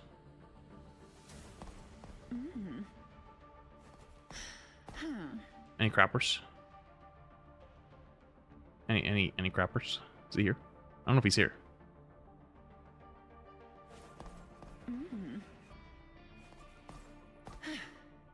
So I've got some TikToks to look at, and crap left me a wild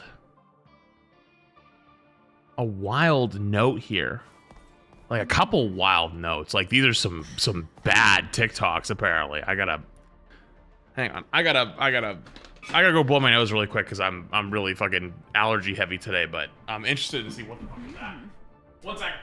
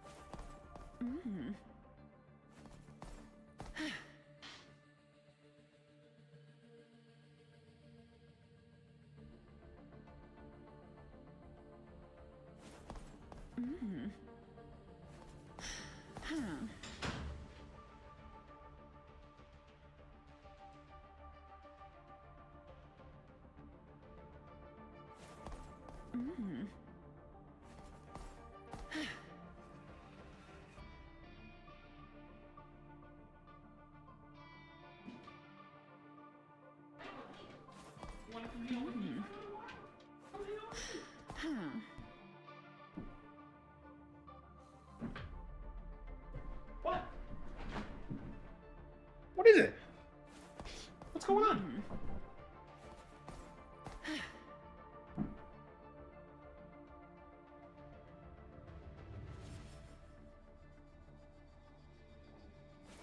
Okay. Was there anything else? What do you want? Is there intruders? More intruders?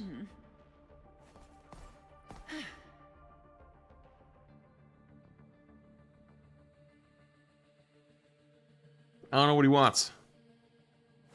What do you want, Buggy? What is it?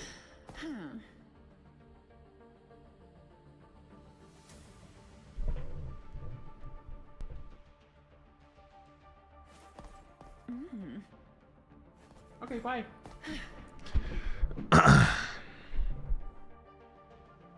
No, he already went out. He's fine. Okay. Alright.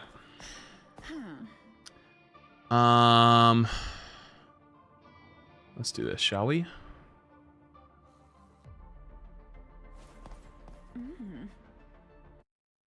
Alright, Crap left me some interesting notes on some of these TikToks, so I'm a little scared on whatever the fuck is in here, but... Alright. What do we got?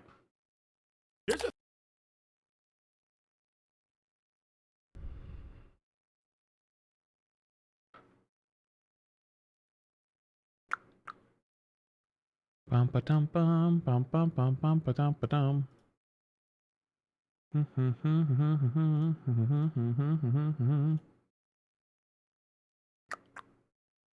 Are we going blind on these TikToks? I mean, yeah, I never watched them ahead of time. My mods watch them ahead of time to be sure there's like nothing that's gonna get me like banned or some shit, but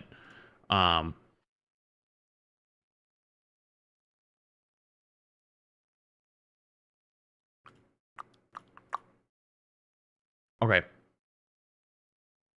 Alright. Cool. Oh, it's Sniffy. No shit. Alright. Chat. It's a lot of you guys' favorite time going through some Rivals TikToks. If you see some cool TikToks, stupid TikToks, whatever they end up being, good, bad, fun plays, bad plays, good takes, bad takes, whatever they end up being, you should grab them, put it in my Discord, you know, throw them in there so my mods can look through it, make sure there's nothing that's going to get me banned, and we'll watch them on stream, because I'm only one set of eyes and ears, so it's hard for me to find all these. So, yeah, if you enjoy this content and you want to see more, that's how you see more. Right, Puggy? Right, Gussie? No tweets. You already got a treat. You already got a treat. Hey! I'm talking to you. Hey, I'm talking to you. You don't even care. I'm talking to you. You already got a treat. No treats. No treats. He already got one. No, don't look at me like that. Don't give me that. Don't try to guilt trip us. Did you see that? Hey, no treats. Gussie, no treats. You already got a treat earlier for protecting the house. You got one earlier. You can't have too many or else you get sick. You'll get sick. Come on. He's not wasting away. He ate a nice-sized breakfast, and he's already gotten a treat. All right? He already got a treat. Look how skinny he is. Oh, my God. He is chunky. All right? Come here. Although, I will say, he's definitely, I think, lost a little weight, potentially. But, come here. Oh, under here. Come here. He is a potato. He is a potato. All All right, he is a big potato. He is not. Trust me. He's got all you need right here, huh? Look at all that. Look at all that. Okay, I'm gonna put you down, okay? Because you're sliding. I know you want treats, but no treats, okay, buddy? I know you want treats. I know you do. It's okay. I know you do. You know what? How about this? If I get done with stream somewhat early today, I'm gonna go to the store and get you another bully stick that you loved. One of the bull penises. Do you want one? You want another stick? Do you want another stick? I'll go get you one. Okay? You be such a good boy. I'll go get you one later. Okay? I'll go get you one later. Alright, you gotta be a good boy for the rest of the day, though. Can you do that? Can you be a good boy? I know you'll be a good boy. You'll be such a good boy. Okay. Alright. Yeah, the bully stick. It's a bull penis. You never seen one of those?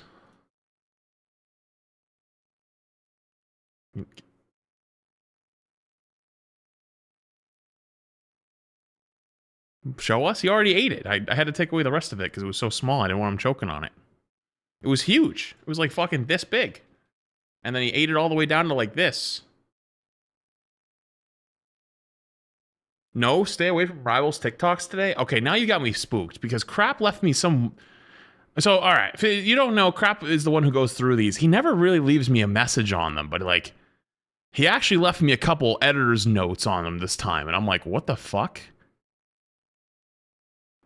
So I'm interested to see what the actual shit he sent me. All right, let's watch. Yo, video from Sniffy. Yo, shout out this guy. This guy's fucking awesome. I actually used to see a lot of his TikToks before Rivals, and then like a few weeks back or a few months back, I got one of those random Rivals hate trains when they just start shit talking some random creator. Like recently it was Boger because someone clipped him like talking about the Rivals event, the Halloween event, out of context, which is him just like memeing with his chat, and then tried to make it look like he hated the new season or hated the new Rivals mode, even though like we literally talked for like 2 hours playing it, like how great it was and how much we loved it.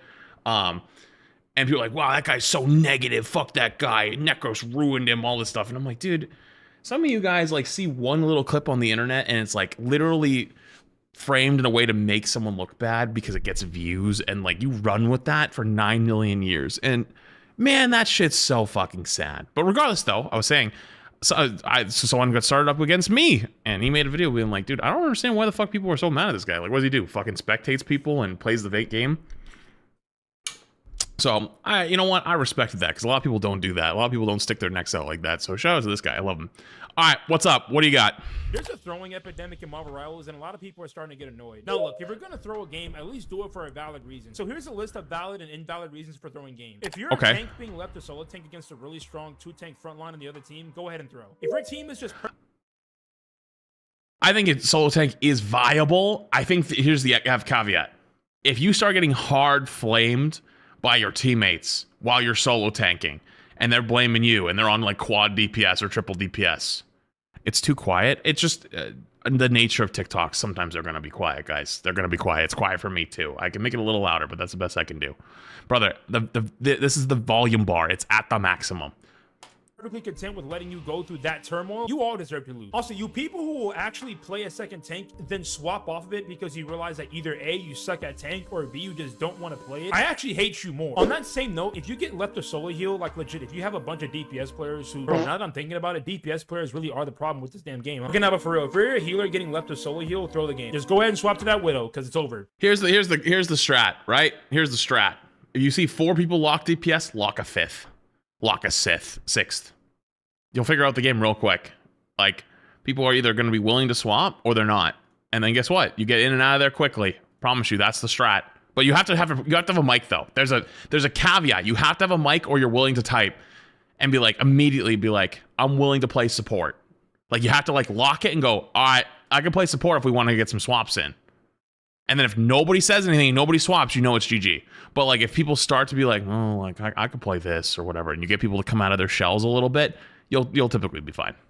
They clearly don't care about their rank or yours. Now, if someone bans the character you hovered on accident, don't get me wrong, I understand that it is frustrating, but if the person apologizes, please just let it slide just once. Dude, honestly, this shouldn't even be a thing. Oh my god, if people were gonna be like, oh, the Ultron brother.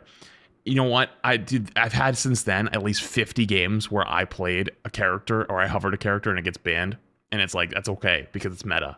You know, like, dude, I had a game. I remember having a game with Mace. It was like literally a top 50 lobby, and I was the only one not top 50 at the time. And I was hovering Hulk, and this was around the time where Hulk BP was really fucking good, at the beginning of that season. And they were like, oh, let's ban Hulk. And Riggsy was like, oh, Flats can play Hulk. It's fine. He goes, no, like, we're not dealing with that shit. I don't want to deal with that this game. And I just go, okay. And people in the chat were like, wow, I can't believe you banned your hero. I'm like, dude, that's normal. It's a high-ranked lobby. You ban, like, what you think is meta / to win versus not win. Like, it's to win the game.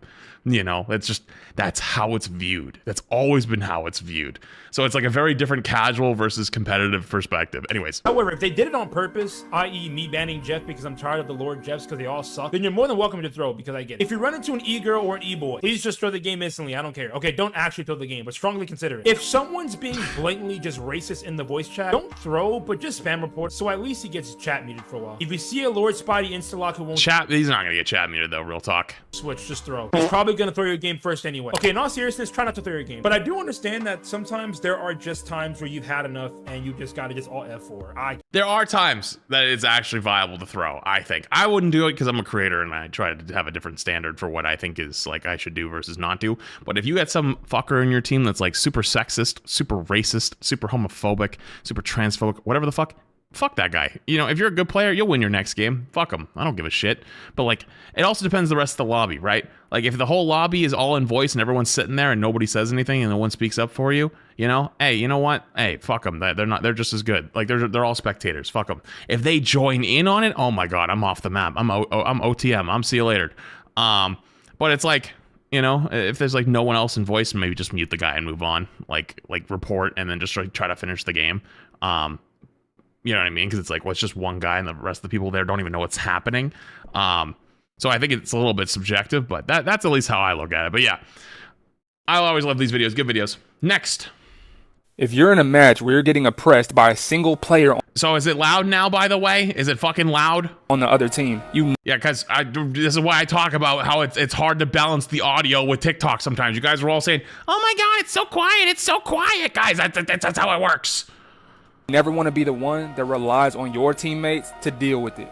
I'm going to give you guys my best strategy to focus down the enemy's best player, making everything they do have little to no impact whatsoever. Let's get it. The key concept that we're doing here is ace targeting. The enemy team's best player is Punisher.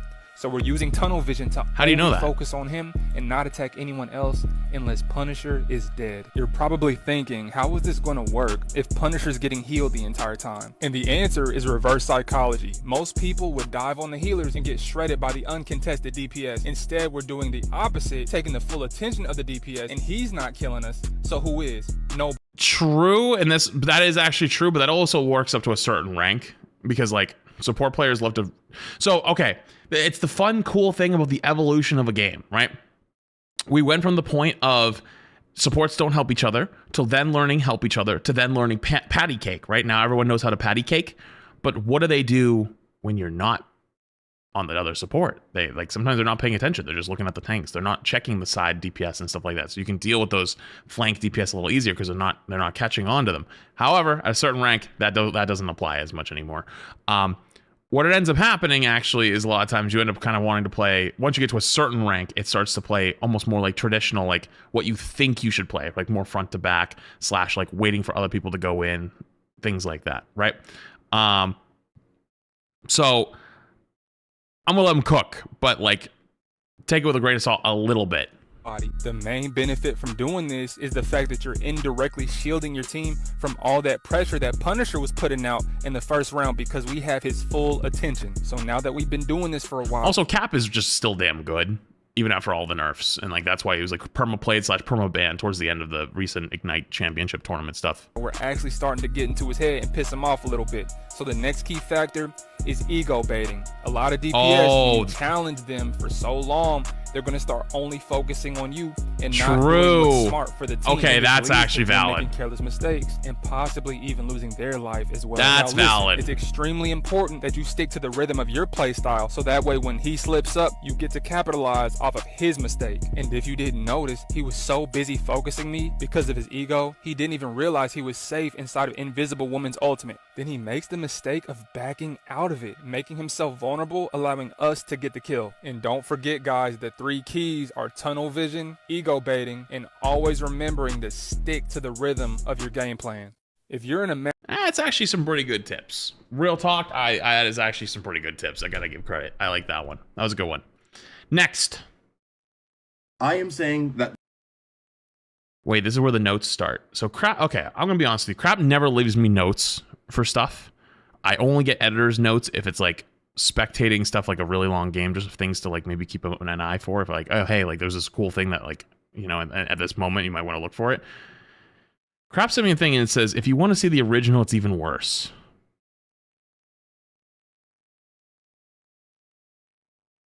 How do you, where's the original? Did he link me the original? And then the next one says, it's a fucking wild take. Is it this the original?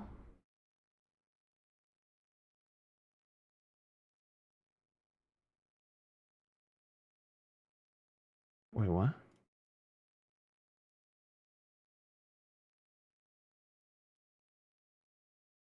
What's the original?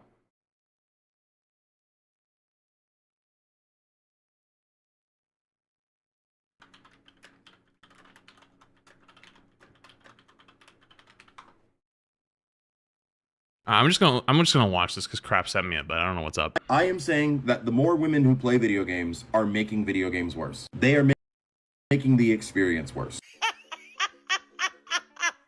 Hey, bro.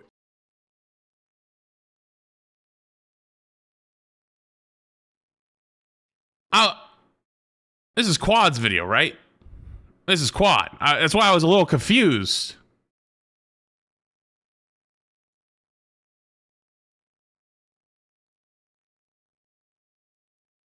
Is this Quad's video? Yeah, okay, so it's Quad stitching it. What the fuck was the one before that? God, not this guy. Wait, what's before that? Hold on. Wait, is it trolling? What did I just witness? It's crazy. Wait, so wait a minute, hang on. Before I get into this shit, I want to know what the fuck am I looking at?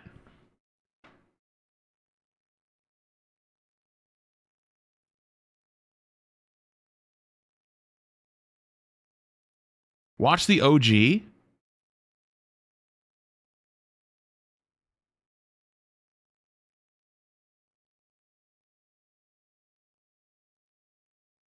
After the last...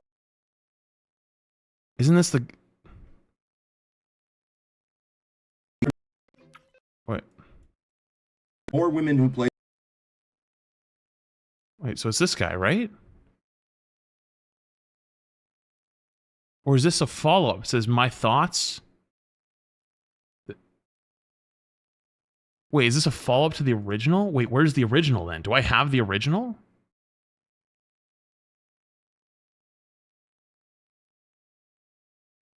This is the original?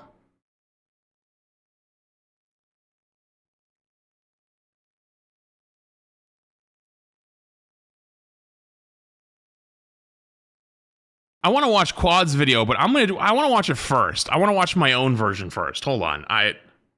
Last loss in my ranked game, I'm going to say something super controversial. After the last loss in my ranked game, I'm going to say something super controversial. I don't That is never a good way to start anything in the history of fucking ever, first off.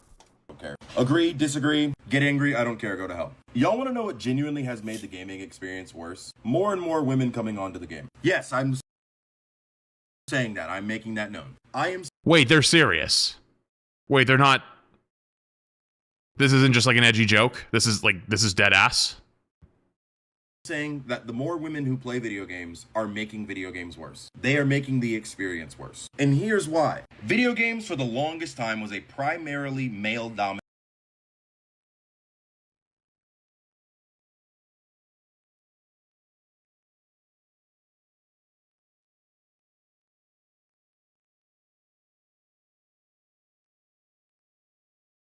I feel like I don't even want to watch this. I don't want to give him attention. I'd be real with you, because like this is very clearly like you're trying to grift to a certain demographic to like get some type of attention. I'm gonna take a look at this page. Yeah, clearly, and this is trying to like break into either a new niche or trying to capture a small hobby. That means that men are gonna act like men. They're gonna act like males because it's mainly been males. Just like what kind of logic is that? The logic is, hang on, let's follow the logic. The logic is women shouldn't play video games because it used to be for men, and men can be men, and so they'll continue to be men. Are you fucking stupid? if you go to a fucking sewing club, for example, that's a primarily female dominated industry. So the women are going to talk amongst other women like they would talk with women. They're going to act like women. Now, I bet if you went to a sewing club, they're not going to tell you to get the fuck out because you have a penis. Are you fucking stupid? They're probably going to be ecstatic that you want to get into sewing. They'd be like, oh shit, really? Hell yeah, come join us. And they'd probably fucking treat you with respect and probably teach you a ton because that's cool. Because they normally men don't want to get into it, so because it's looked at as like a quote, like in your words, almost a girly hobby. So it's cool that you're not fucking buying into stereotypes and you have actually a heart and a soul and a brain and you don't have to follow the rest of the herd and you can do what you want to do. Why do I believe that women coming into gaming is ruining gaming? Because they're acting like women and they expect men to act differently. Now, why?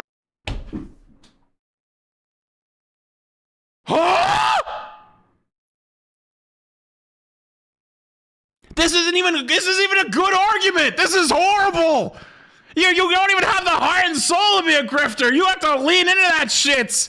This is like a 2 out of 10. If you're gonna grift and actually lean into it, so like say they're like worse at the games or something, or say like they're not as mechanically talented, like at least grift properly. This is a 2 out of 10. That's fucking blows. You can't even be a good grifter. Why am I going on this whole rant? I just had a woman throw a game because me and... Which, by the way, all of those things aren't actually true, but like at least like, you know, like you're getting into the shit at that point. Everyone else on the team was asking her, how did you die in your cloak and dagger ult? They didn't have any ult counters. We weren't flaming. We were just genuinely curious because there's... That's never happened in the history of ever, by the way, almost. Like if you are mid-ranked game and someone asks you, how did you fuck this up? Or how did this happen? And you're like, I don't know. Like you're looking for a reason to flame them. Just like throwing it out there. Let's not pretend. Like I've done it too. Like if I ask someone, hey, what happened there? I'm asking because like maybe there's a good reason. If you don't have one, then I can go to myself, oh wow, you fucking suck. No way that she should have died. She took this as an attack, decided to go Adam Warlock, and then threw the game. I don't believe you. I'm gonna be honest with you. I probably also said I think your worldview is so skewed that I kind of don't believe you. I shouldn't have said this, but I don't care. I also said, well, I mean, of course. Wait, should have said died. She took this as an attack, decided to go Adam Warlock, and then threw the game. I probably also said, I shouldn't have said this, but I don't care. I also said, well, I mean, of course, I forgot. That's my apologies. I forgot that I have to talk to you like you're a woman and talk to you like you're a child. And then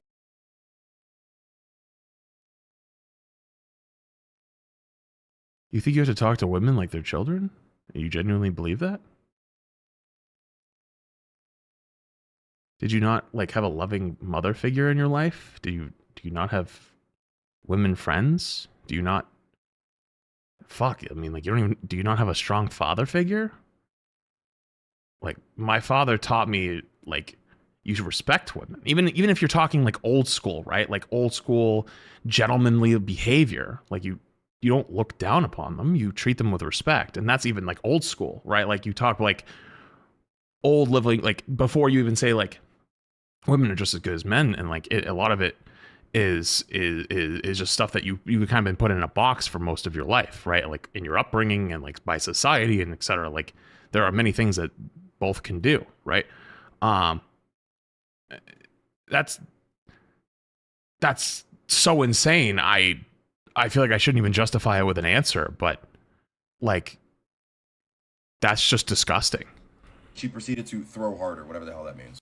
And now I would have too. Again, agree or disagree if you want. Women don't know how to take accountability. Argue with a wall. I watch. You're not taking accountability right now. You just try to say that you were just asking about the ult. Bullshit. I've done it. I've done it too. Like if you ask somebody about an ult, you're typically, and like it's something bad goes down, you're typically looking for a reason to flame them. Like I bet there's more to the story. I'm gonna be real with you. I would bet, but good money, there's more to the story on this one. Because like that's not typically enough for someone to throw. Wait for Quad to review his game. Quad reviews it. That's what the stitch is. Oh, I'm so in. The replay. She died because she walked out of her ult. I watched it. It's clipped. But because we wanted to know how she died, and I guess she just took it as an attack, she threw the game. If women are gonna play video games, I'm not saying that they need to act like men, but they need to understand how men communicate. And if not, get the fuck back on Stardew Valley and Sims 4. I don't care. A lot of I don't cares, not a whole lot of logic I've noticed out of this one. This is fucking stupid. This is genuinely, like, quite possibly the most, like, I don't say this lightly, and I really don't even like saying this in general. I feel like you got dropped on your head as a baby type of take. Like, good lord, what's wrong with you? How have you not had a single loving, like woman figure in your entire life to teach you that this is, like, completely wrong?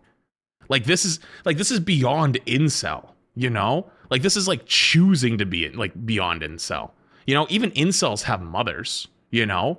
Like even the worst incel loves their mom and understands that they're not less than being. They gave you life, you know? That's actually just insanity. Actual fucking insanity. All right, Quad, yo, rip this man apart. I need to know. I gotta see this. That the more women. By the way, I'm just gonna fucking say it real quick. Rivals already has a reputation for toxicity and a reputation for having a bad community. The last thing we fucking need is something like this. Like, honestly, just get the fuck out. Like, I don't say that lightly. Genuinely, just get the fuck out. Like, I don't know what to tell you. Like, I don't think we need any more of this type of stuff in our entire society, period. I don't care if it's Rivals, I don't care if it's gaming, I don't care whatever it is. We have enough fucking hate and bullshit in the world. Yeah, if you get in a fucking fight with somebody on the internet, that's one thing, right? I've done it too. Trust me, everyone knows. I've had bad moments, everyone has. But there's a difference though between you getting angry with some random person on the internet, like over a situation, or getting mad, or having a bad, like you flame someone in a game. I bet most people here have probably flamed someone either publicly or privately in a game before, and having deep-seated hatred for all women that they shouldn't feel included. Because I'm be real with you right now, there's a very large percentage of women in gaming, and it's growing every year, and it's getting bigger and bigger and bigger, and that's amazing. And you shouldn't be being kind of pushed out, because it's already hard enough to like talk in a ranked game. It's already hard enough to deal with some shit. Like, fuck that. That's fucking ass, you know? It's like worse than caveman brain. All right, Quad. Play video games. Take the wheel. Making video games worse. They are making the experience worse. Hey, bro, is this women's fault, bro? Hey, bro. No way that's the stat line. Nah. I even found the... It's the actual game? No way. The game you were talking about. In a game where neither I wonder if of Quad your has the... You think Quad has the replay code? DPS go some type of anti-dive where Namor isn't banned, I might as well go at him. What's even funny... Wait, hang on. Say that one more time. Your DPS go game you were talking about. In a game where neither of your DPS go some type of anti-dive where Namor isn't banned, I might as well go at him. What's even funnier is not even a couple seconds into the match. Nah, you did not get clipped off the map your first fight by a Spidey on Mag. You have multiple resources. Holy fucking shit. This has not happened to me since literally season 0, the first time it happened, when you go, oh my god. How have you not learned by now? It's season 4, about to be 5. Are you dumb? For some reason you switched to Widow? I'm assuming you're spending your time typing instead of playing the game, or I don't know, not leaving Jasmine to solo heal. You sought Widow from Mag? And just sat there AFK? And the audacity. Dude, this would be in a spectating bronze. If it's spectating bronze, I'd be fucking laying into you. You came back at 3:42 and AFK'd and spawned to 3 minutes and 3 You spent 40 seconds AFK? 3 seconds. Give Brother, were you checking the Tinder? I promise you there's nothing there. I absolutely promise you. And if there was, within 2 minutes of messages, that shit's over. Wrap it up, buddy. me a break. Watching this game in slow motion is even funnier. All right, surely you'll hit a skill. Nope. All right, will you react to this ult? No. And I actually saw the ult where Jasmine died. She overwalked where she was supposed to be and then just perished. And after that, the fight kind of fell apart. But you know what would have saved you guys? Maybe not spending an entire team fight worth of seconds inside of spawn as Black Widow. You might have 40 seconds instead of 10. In second half, y'all blame Adam Warlock, even though Thing 1 and Thing 2 jumped off the map. Wait, hold up. First? Wait, hold up. Wait a fucking minute. Instead of spawn as Black Widow. You might have 40 seconds instead of 10. In second half, y'all blame Adam Warlock, even though Thing 1 and Thing 2 jumped off the map. You guys were jumping off the map first, saying someone else is throwing? Bro, there's delusional. And then there's this. What the actual fuck? Are you stupid? Dude, I could tell from the first story that A plus B equals C was not fucking lining up. You know, we were getting 2 plus 2 equals 9. And I was like, wait, hold up. Math don't make math here. What's going on? Something's wrong with your work. You got to show your work a little bit. We're looking at the work shown. It's not looking good. Self-fulfilling prophecy. Yeah, no shit.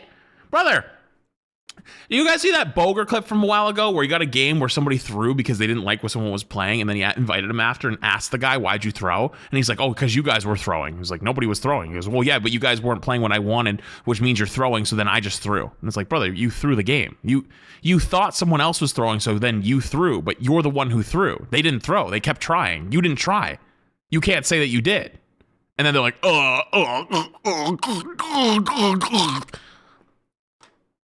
It's like making up a fight in your head and then getting mad at yourself and someone in your head for a fight that never happened.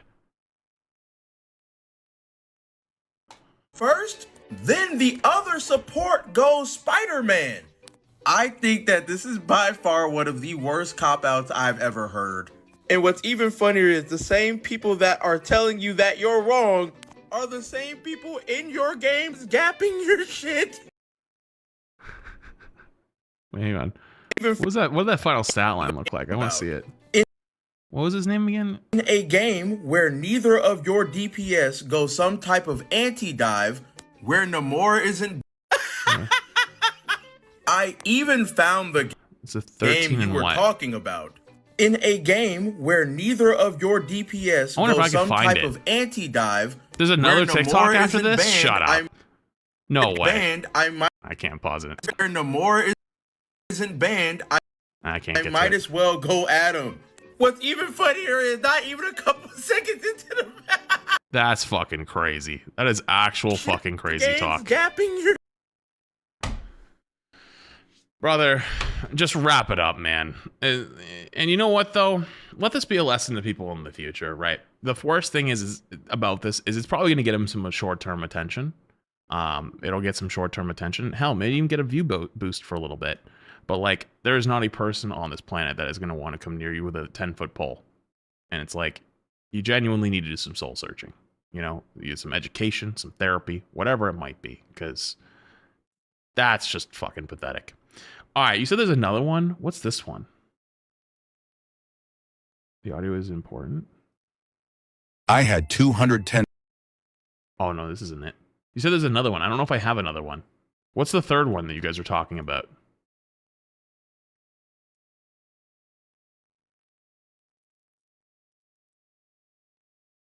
It's on Quad's page. Check mod chat. Yo, let me get a quad video. I love a quad video. Oh, there's even more tea. So a couple hours after I posted that video, a couple of creators made a giant group DM for Capone to try to explain himself. For those that don't play Marvel Rivals, imagine just everybody in like the highest ranks just all in one group chat. Hey, I wasn't there. One of my mutuals, to be fair, nobody can get a hold of me.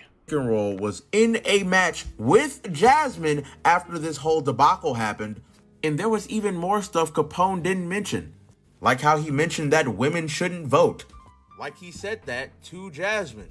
You didn't just say you need to treat women like children, you need to speak to them like children, then she decided to throw? Which the preface is, I'm throwing anyway, that's bad too. It was even worse. And while I was in... You know what's funny? Whenever these types of things happen, there's always even more to the story that just doesn't, you know, you leave those little details out. So half the population shouldn't have the right to vote. Certainly a take. On what grounds?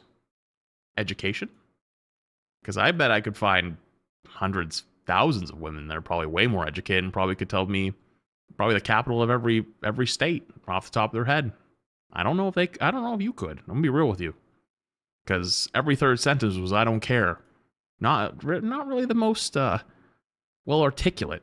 And also, there was a lot of cuts in that video, too. So, like, I know that it was probably a lot of takes. And I can tell you that as someone who's had to do those types of videos, it's kind of difficult to speak at the camera off stream and just, you know, talk from your thoughts or whatever, fully. Wow.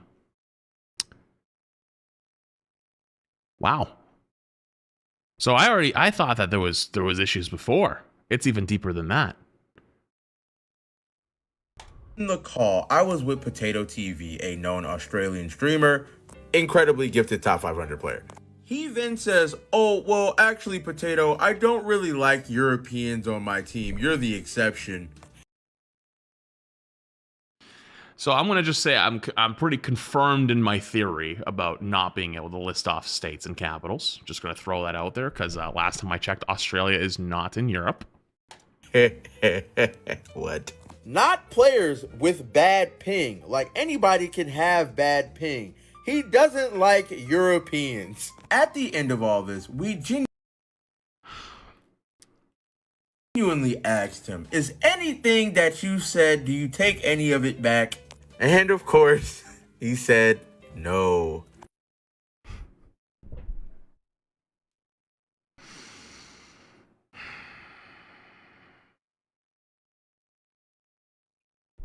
Doesn't like women. Doesn't like Europeans. Wow. Anything else? I need that gif of like the trash can. Anything else?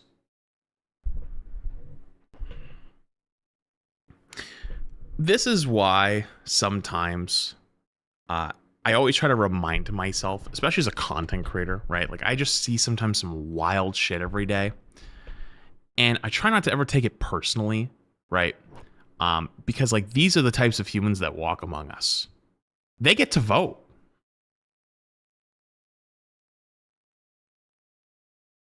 Just talking about voting. They get to vote.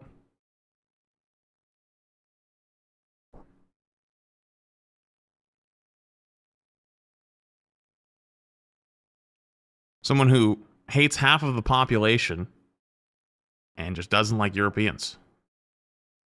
Crazy. I know who he voted for. I mean, I'm not trying to get too political in this because I always try to like. I think people deserve an escape from political shit a little bit. Obviously, it's very important though. But like, no shit. We all know the answer to that fucking question. You know, every day I feel like I wake up and I feel like we've lost a little more of our humanity. I feel like we've gone a little more crazy. You know. Jesus. All right, I'm moving on. Fuck that guy. Fuck that guy. I hope you enjoyed your 15 minutes of fame, because good lord, I hope it never happens again. All right, what we got? Oh yeah, I forgot about this one. Okay. By the way, as we're gonna fucking keep it moving. As a reminder, chat, All of this content is provided by you guys, aka you see funny, cool, stupid, whatever TikToks out there, and you put them in my Discord. Mods go through it, make sure it's nothing's gonna get me banned /DMCA'd, and then we go through it on stream to make sure.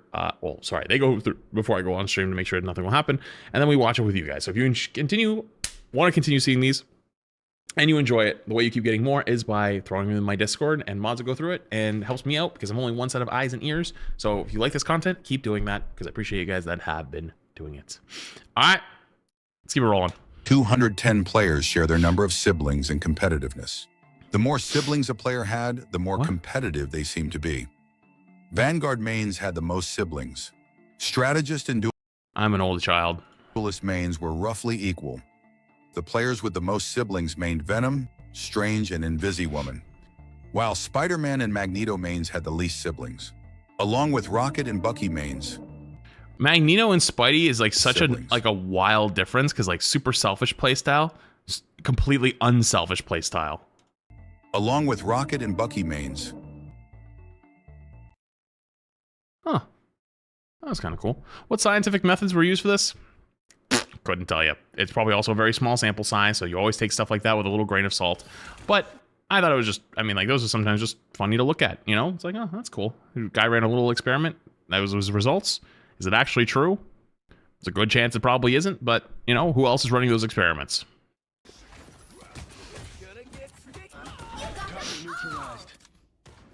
Yeah, I think we finally won, man. Hey, we kicking the ass right now. All right. Hey, also, next fight, we're chilling, bro. We got Bucky, Luna, we're in good hands. Oh, yeah, for sure. This is us, bro. This game is... Grand finale.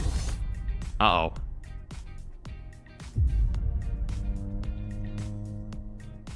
The key is to not tilt, though, off that. My bad. I panicked. What do you mean you panicked? I'm getting paid. Yo, where's the Luna? Luna dance, bro. Hey, hold on me. Oh. Luna, where's my show? Damn. Oh, that's tough. Hey, it happens, you know. Don't even answer that. It happens. Listen, man. I think most people have been there. All right, next. Oh, I remember this map. And dead.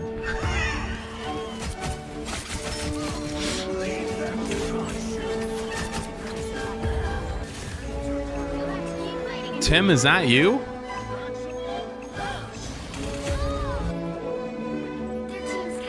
Also, what was that strange portal, though? Not again.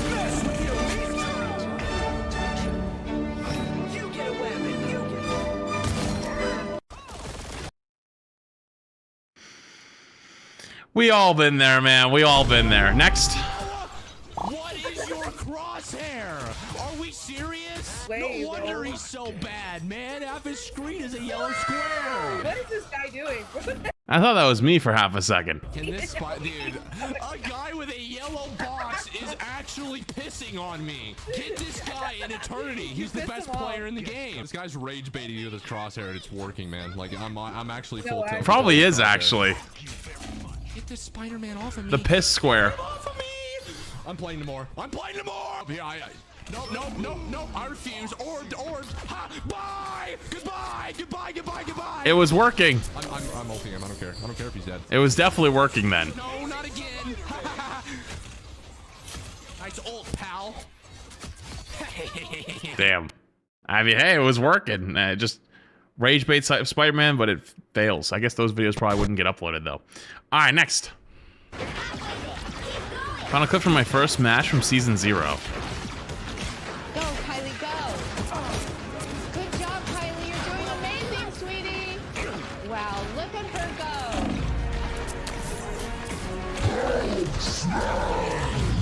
And then this is, so remember when Rivals came out, everyone was mad all the Overwatch players were playing it?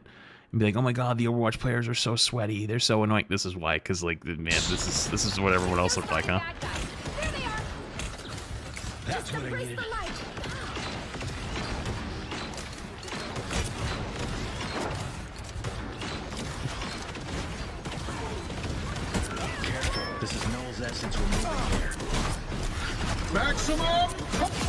Hey, you stopped the ult. That's good. That's good. All right. Next.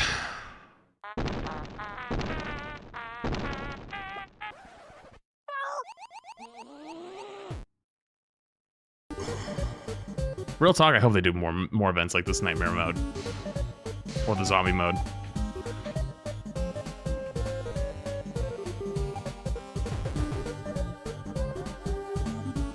Jeff was so fun in this until Nightmare 4.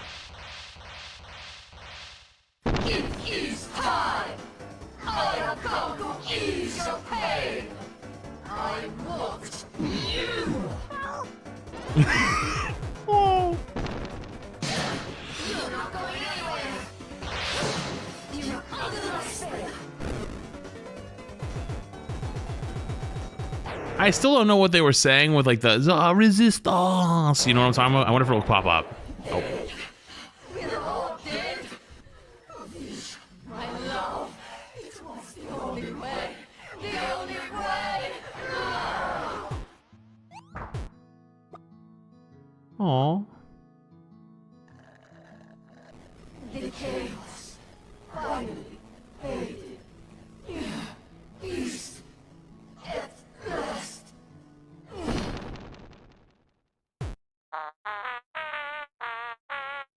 That was actually really cute.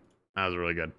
That was the real talk though. That mode is like probably one of the best modes they've ever added. And honestly, one of my favorite PvE modes from like a hero shooter that I've ever played. All right, next. Oh, it's muted. My bad. Who are you playing with, sweetie? Amanda. Huh?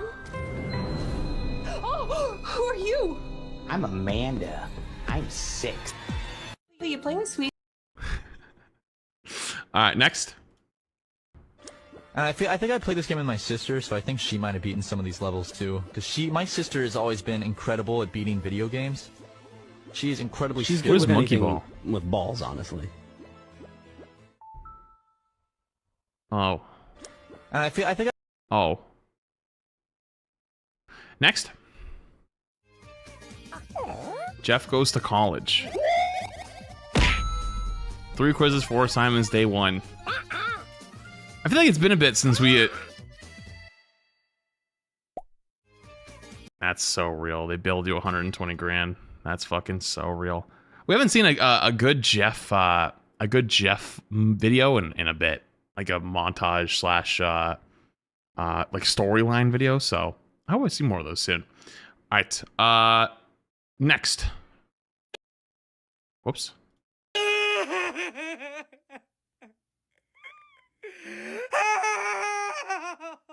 I guess you ask and you shall receive. It's gonna attack me! Okay, next. Oh my. Oops, why'd I go my other monitor? Why did Gus just bark? There we go. I don't like this place. What the?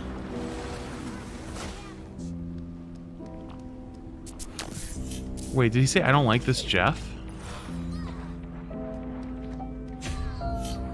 Wait, what? I don't like this place. I don't like this, What Jeff? Gets eaten. Valid reaction? Question mark? Guy randomly says to you mid-game, yeah, I don't like you. Eats him, throws him off the map.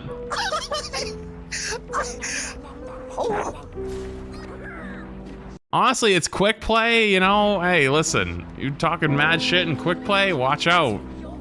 Jeff, one of those few heroes you probably shouldn't be talking shit to in a random quick play game. You know what I mean? You probably shouldn't be talking shit in quick play anyways, but next.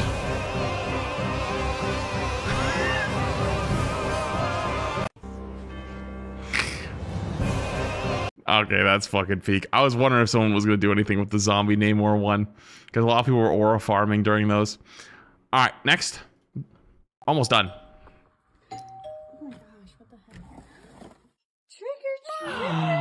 Oh my gosh. He's so cute. I love your costume.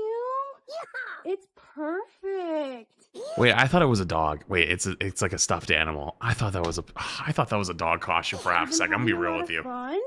Oh Jesus. Yeah? Oh yeah. I know. Oh my gosh, that sounds so exciting. Well, let me give you a little bit more then. Rice Krispie treats. Wait, who gives out Rice Krispie treats on Halloween? I mean, I wouldn't be complaining, but Yeah. Oh, you want me to give some to your friend too? Okay, yeah. You can get some. that's actually a fire Moon Knight costume, Oh, though. I do have a Snickers. Snickers are really good. Yeah, let me put that in there. And got any Milky Way bars? Got any Milky Ways? Oh yeah? What else are you doing? You gonna watch some horror movies tonight? Oh, poor Moon Knight.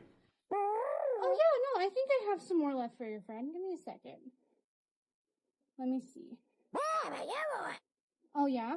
Mm-hmm. Yeah, that should work. A gummy bear? Bro, if you gave me a single gummy bear, I was coming back. I'm TP in your house. Okay. Next. Only got 2 left. I am Ultron, the instrument of your destruction. Wait, am I? I am Ultron, the instrument of your destruction. Okay, I mean this with all due respect. I after hearing that sentence, it didn't sound like him to me. Wait, that sounds like Jeff. Oh, please spit on me. I am Ultron, you pathetic organic life form. I am Ultron. Beep, bop, boop, boop, beep, boop. Extermination. Exterminate, exterminate, exterminate, doctor. He's so damn cute. Oh, that's cute. Yeah, I'm sure that a lot of V coding is required for Ultron, but I just wanted to say it. All right, last video, by the way.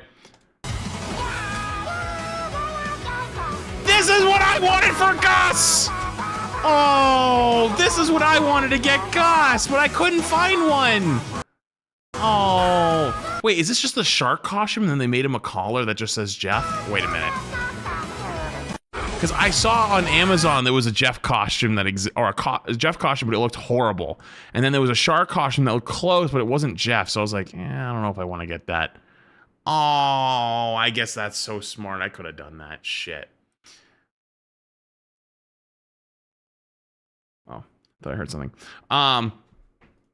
But yeah, that's all I got for TikToks. Hey, if you want to see more of these, make sure you keep something in my Discord, and we'll keep watching them on stream. So thanks so much to the guys that have been submitting them. Cool. All right, that's what I've got for TikToks.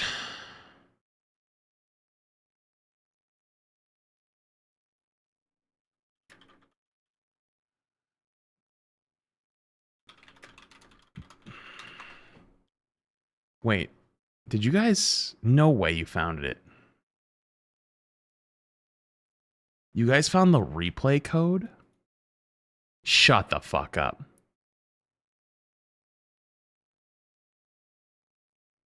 Shut the fuck up. There's no way.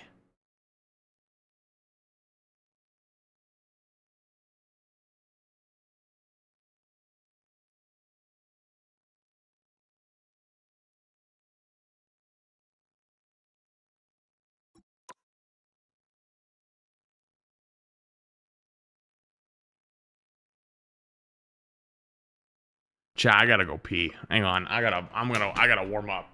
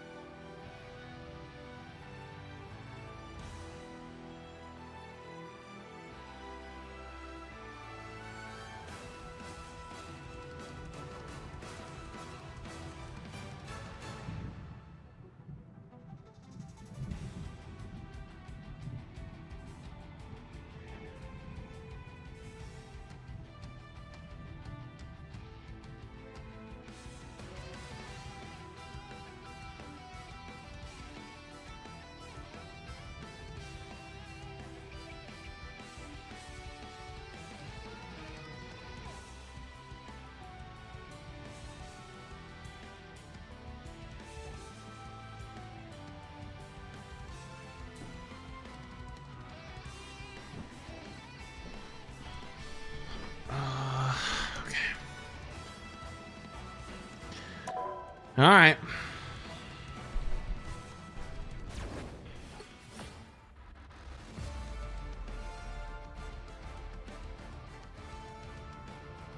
Let's see what we got here.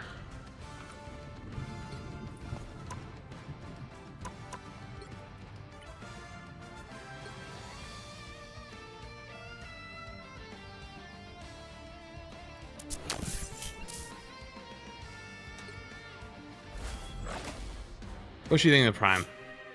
So remember that TikTok we watched earlier? One of my mods found the replay code. 3, 2, 1.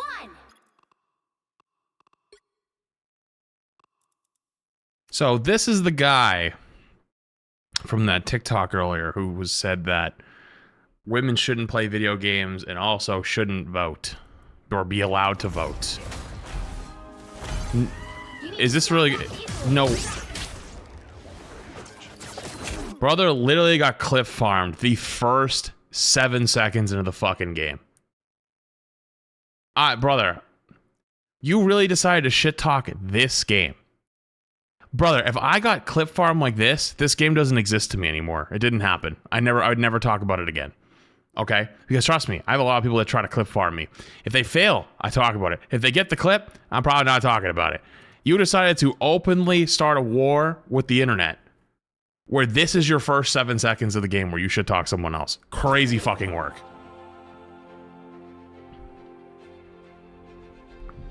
By the way, I'm also hitting tab.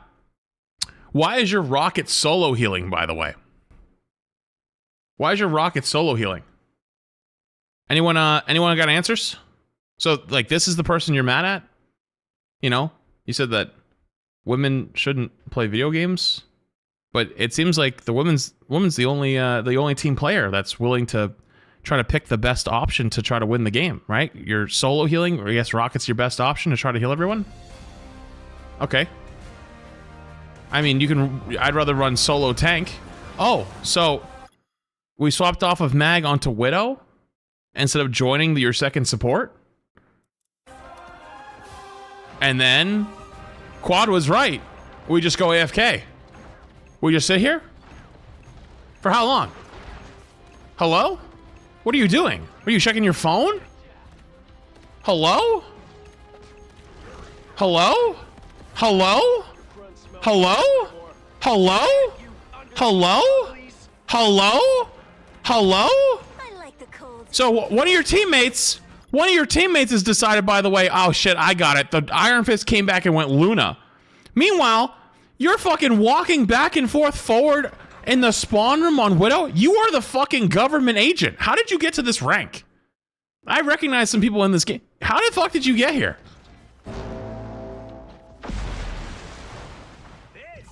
So you go back Mag after being AFK for the entire first minute of the game.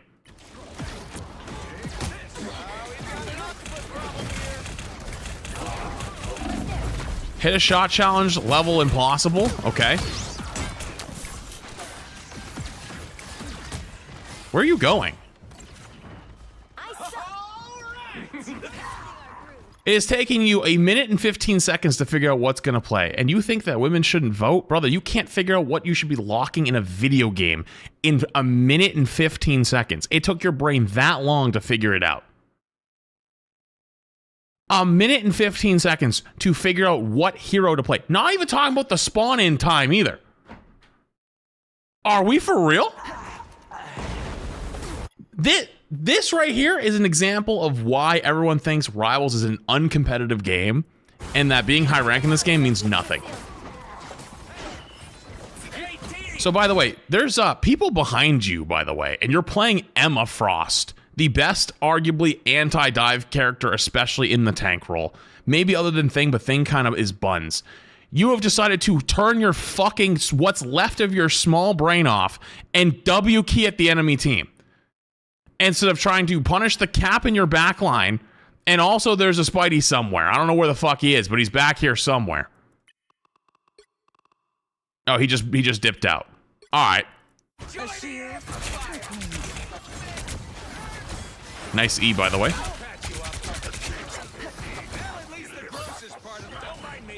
So why aren't you holding space? Why are you AFK on cart? Why are you not holding space? Why are you not holding space? Practicing the 25 months, appreciate it. Why are you not holding space? Did I just watch you try to shield a Spider-Man in the sky? You're trying to shield a teammate from a Spider-Man. The guy who, you know, like, is like 95% melee. Are you fucking stupid? I mean, we know the answer, but Jesus.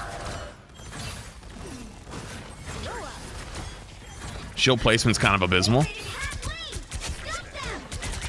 Didn't call back your shield till now.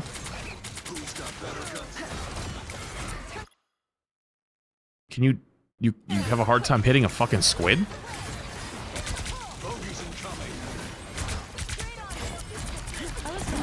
Brother, I'm like half retired on this game at this point. Like, I play like less than 50 games a season. And if my gameplay looked this bad, I'd fucking quit.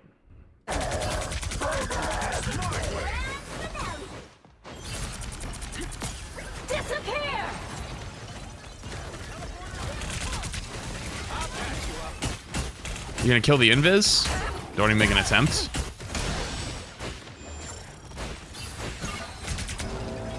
Your shield's also been there for about 9 years. I don't know if you forgot about it. You might have forgot about it because, you know, it seems like you're forgetting a lot of things these days.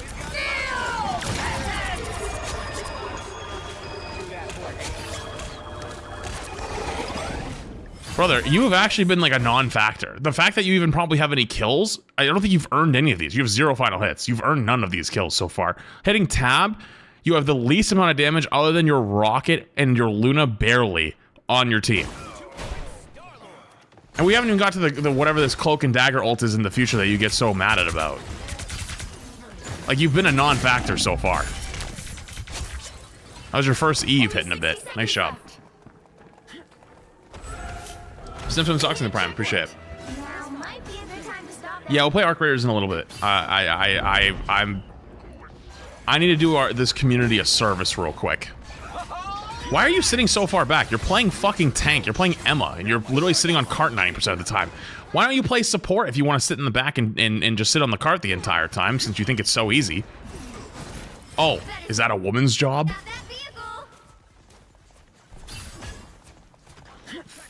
Jesus fucking Christ. You gonna grab him? No diamond form, no reaction. Especially on his dive. No diamond form? Hello? What, did it take you fucking 16 years to do that? Bro, the whole Spidey ult went off by the time you reacted. Man. Jesus. Don't be silly, women aren't allowed to play this game. Oh yeah, with this guy's standard, actually at the start of the game, by their logic, if women weren't allowed to play video games, they wouldn't have had a support player. You would have went the whole game without healing, because 1, you don't swap. You played fucking Black Widow, and also 2, it takes you 19 years to make a fucking decision. The fact this is Celestial is bad. Like, I'm in Celestial because I haven't played in weeks. This makes me embarrassed to be in Celestial. Did you just not react to a fucking Namor ult? This thing takes 9 years to hit the ground. You literally have an like, CC ability. And you just straight up don't even hit it. You tried to shield it.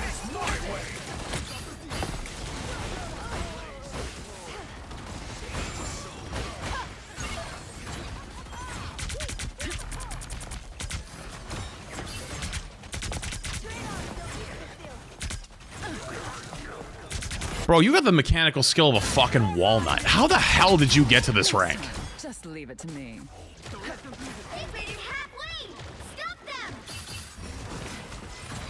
No, this is Celestial apparently.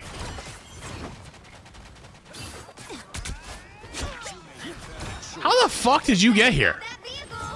Yo, no, dead ass, you're playing Emma into dive, or against dive too. Like, you've got no value.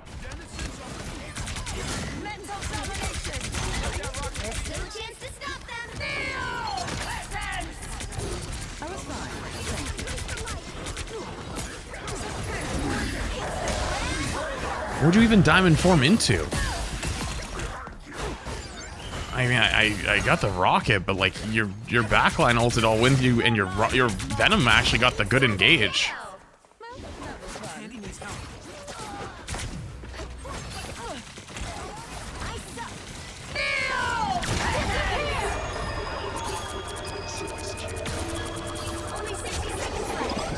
Did you even need to ult that? You could have just diamond form and shifted her into the ground. What did you even just ult? What did you even see that you were trying to ult there? The retouch people? Because you didn't do that. Because you actually ulted before the invis even appeared. The invis came the other way, I'm pretty sure. Where's the invis? Did she walk by you or something? You just missed it? You never even saw her. She didn't even go by your screen. So we've had 2 wasted basically M ults and almost no impact other than 1 slam on the rocket. This is, wow, this really is Celestial, huh? Their rocket just walked through and ulted and just lost him it. That's crazy. Dude, this is the freest game of all time if you don't tilt like a little bitch. Like, real talk, their team is ass. I mean, so are you. Why are you AFK on the cart while there's clearly a Spider-Man still behind you? You heard him, you saw him. Are you stupid? Why are you going to AFK on the cart? Would you be a little fucking cart princess? Are you a cart princess? Are you a payload princess? You can't help out your team? What's going on here?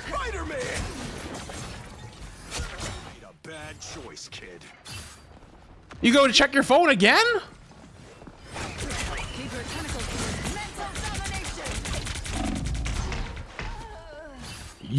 Why are you walking up to take the fight when you know that both your supports just died to Spidey ult?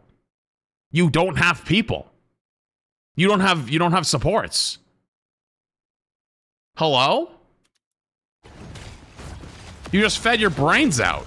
That was actually, I think, is that your first death? No, it's your second death because you got clicked off the map. I was gonna say, I thought that was your first death and you died because you have no awareness that your supports have been keeping you alive the entire time. Like, hard keeping you alive.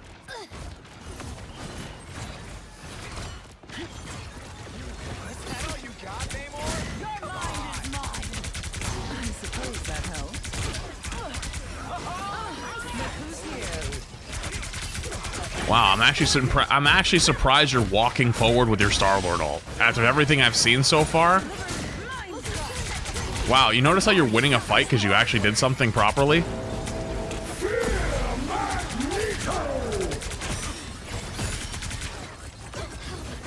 It's not like you had impact though. You just kind of did what you're supposed to do. Which is good. Like you should do that. But I would expect 10 times more out of a Celestial player, and I'd expect 100 times more out of a Celestial player who went on fucking TikTok with the fucking crazy shit you've decided to say, and this is what the game looks like. That was the first decent fight we've watched out of like 5 fights. Every fight should look like that.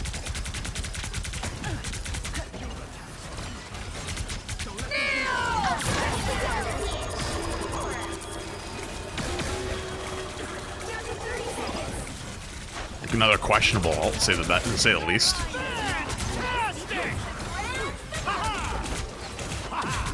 So this is the cloak ult? Hang on, I want to see the cloak ult. This is the cloak ult that got you so angry. I want to see it.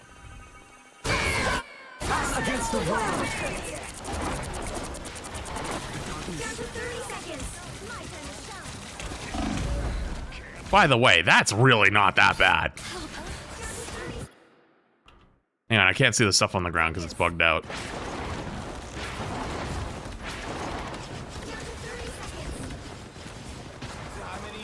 Like, that was instant. Like...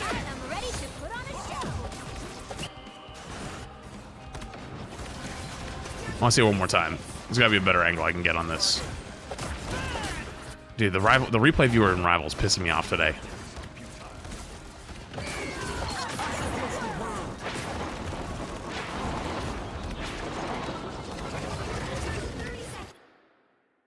Like, could they have rotated back this way instead?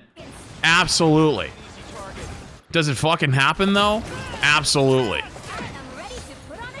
You guys were also probably dead, though. Because, like, I can explain to you why you're dead. Watch this. So here's the ult coming in, right? Here's the ult coming in. Your Luna isn't fully in it yet. Right? Now they are. And the Punisher up here, by the way, would have died anyways because he gets pulled out of the ults no matter what. So if they died, your Punisher would have go down regardless, right?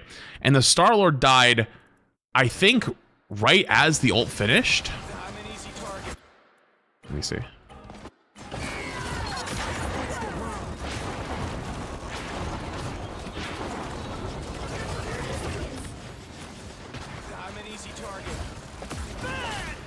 Yeah, he just fucking got annihilated because he got faded. He might have died even through the ult, to be fair. So like, is it a perfect pro level play? No, shit happens. Also, where are you going? Why are you running away with Luna ult still up? Where are you going? Wait a minute, hold up. Wait, hold up. I was too busy looking at this like famous cloak ult.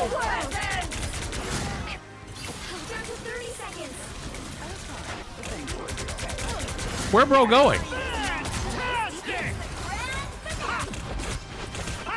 What are you even aiming at half the time?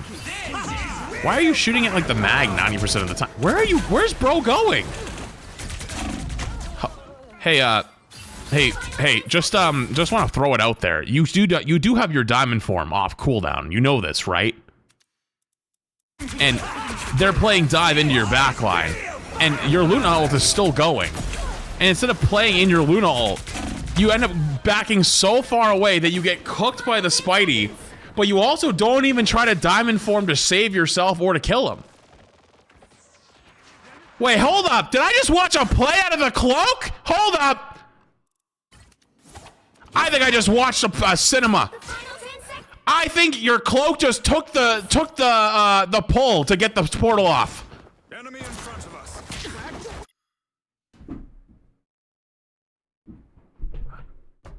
I have not seen you make a heads-up play this entire game even close to that.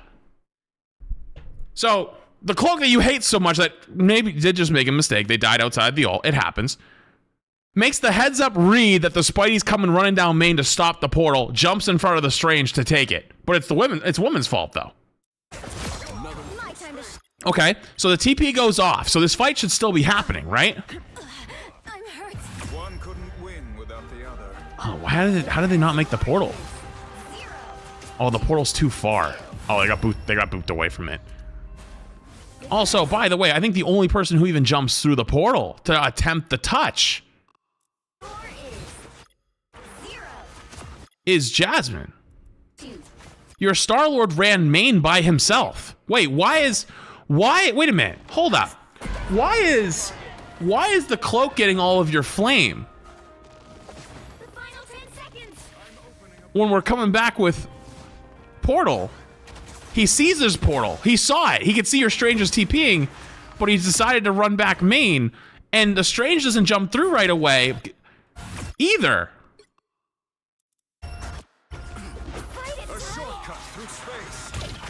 He gets right-clicked out, to be fair. But like no one else even making an attempt. But it's all her fault. Also, you were dead, by the way, because you died 9 miles late. So then we swap sides. All right, is this where shit goes south? What happens here? So we have Adam, Luna. Someone's going back to spawn, all ready to swap off the Venom. You're on. Oh, they swapped to Widow. You're AFK in the corner here. Hold on, I want to let's take a little gander. What's going on here? Were you AFK this entire time? Are you typing Timmy? Are you arguing Andy? Adam, Luna isn't even bad. We know what we saw. We saw. What did we see? We saw 30 seconds before you attack. Adam invis a few times in the tournament. We saw Rocket in Adam. We saw Adam in 2 support comps quite often this weekend. So we're just sitting here AFK, and then the Star-Lord jumps off the map. I found a family out here in space. Just leaves, says I'm gone. And then Widow jumps off as well before the game even starts. So wait, I'm confused though. Why are we blaming the Atom if other people started jumping off the map first? What's going on over here? 4, 3, 2, 1. Well, it seems like everyone's just done with the game. Everyone's jumping off. Also, and we didn't even know what the comms were, by the way, until we found out later. We found out what the comms ended up sounding like. So, like, we have like no mental here. By the way, did they just run it down mid? What happened? So he comes back almost, it looks like, to maybe play. I guess. Where was this guy? Was he trying? Help get that vehicle to its destination. I think he was probably trying, right? Was he? Yeah, he's trying. Just gets rolled. Unlucky. But you're also gone. And I'm guessing everyone just started getting mad at each other, which is basically the rivals' experience these days. Like, I'll be real with you, part of the problem. Like, you want to know why I don't grind this game anymore? Is because I saw that this was my game at least 1 out of 5 times. Every 5th game or so was this. Every 5th game was just like this. So, let's say in some twisted, fucked up world, right? It's their fault, right? Why are you not still trying to win the game, regardless? Why give up? Why be a bitch? Every game is winnable. Even if somebody on your team isn't fully trying, I've won games that are 5v6. If you're just that good, you can be that guy. You're hiding on second point, preserving your KD, so the stats look better.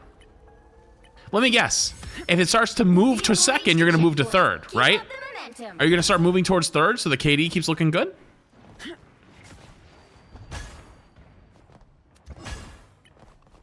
We're hiding in spawn now. I mean, there's people on your team that are still trying. Oh, there was. But they're not anymore, it doesn't look like.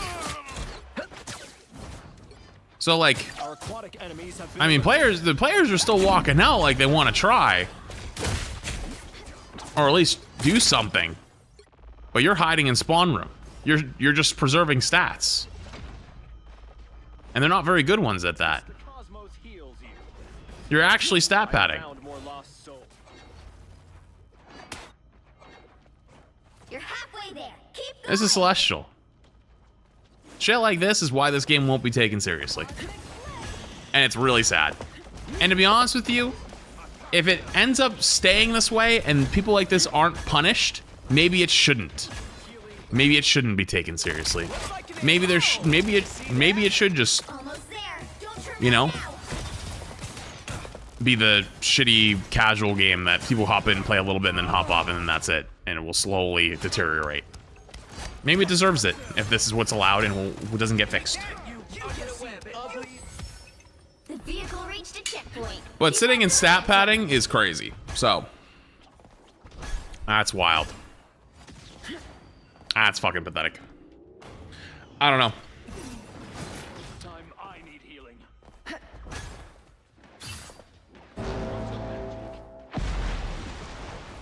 I'd argue sitting in second point and third point and never even taking a single fight is more throwing than the people who jumped off the map once but then came back to fight again.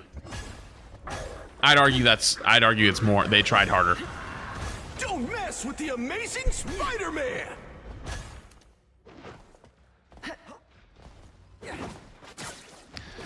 That's it.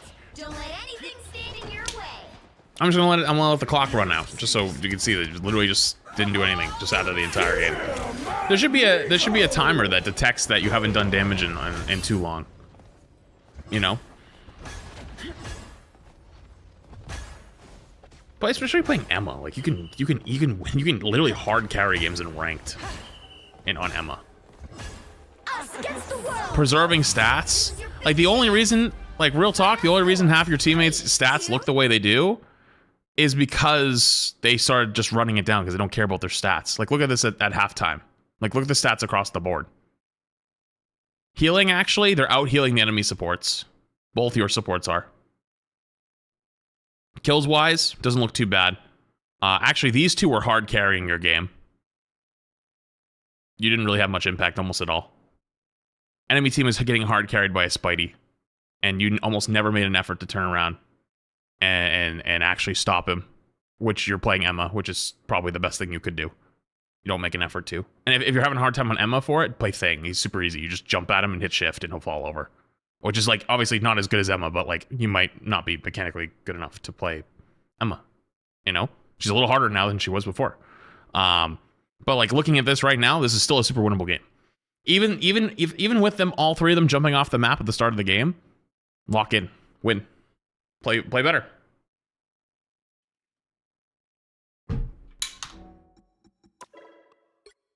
That's gross. That's gross. That's gross.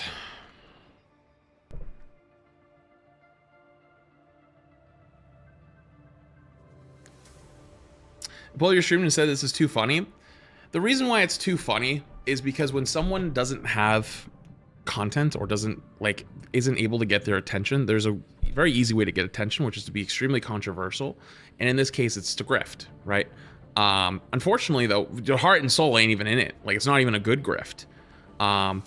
So it's like, if you're gonna grift, at least grift properly. That said, though, it's clear not being able to get attention otherwise and make good content otherwise. This is probably the most that he's ever been talked about. Best content he's ever had. The most attention has ever been given. And in the content world, and especially in a world where views matter, numbers matter, this is probably going to be some of the highest stuff he's ever seen. But after that, it's GG. It's going to crash down. Because, like, even on the grifting side, like, there's no coming back. That's where you stay forever now. You know? He's done this for years now. I mean, I don't know the guy, right? But this is my first interaction, at least on Rivals. And it's like, well, now you just have to stay in on that. That's all you can do. And it's like, if you're doing years and years and years of that, it's like, then they already know. Like, that's the only thing they can do. And you just stay on the grifting route. And, you know, at some point, like, it just spreads through Rivals. And then people are like, yeah, I don't want to watch that guy. Fuck him. You got to go to the next community, the next community, and the next community. Because, like, you know, you're not going to be able to break into a space where you're going to take off and be the next giant grifter, like content creator. Like, it's just, it ain't gonna happen, you know? Just ain't got the spark for it. I can see it, you know? So it is what it is. I don't even like giving someone like that attention, but I mean, this game's community's already been kind of a little bit cooked, and it has a reputation for being kind of cooked. And I think that's the last thing we need. You know? That's the last thing we need, is more of that.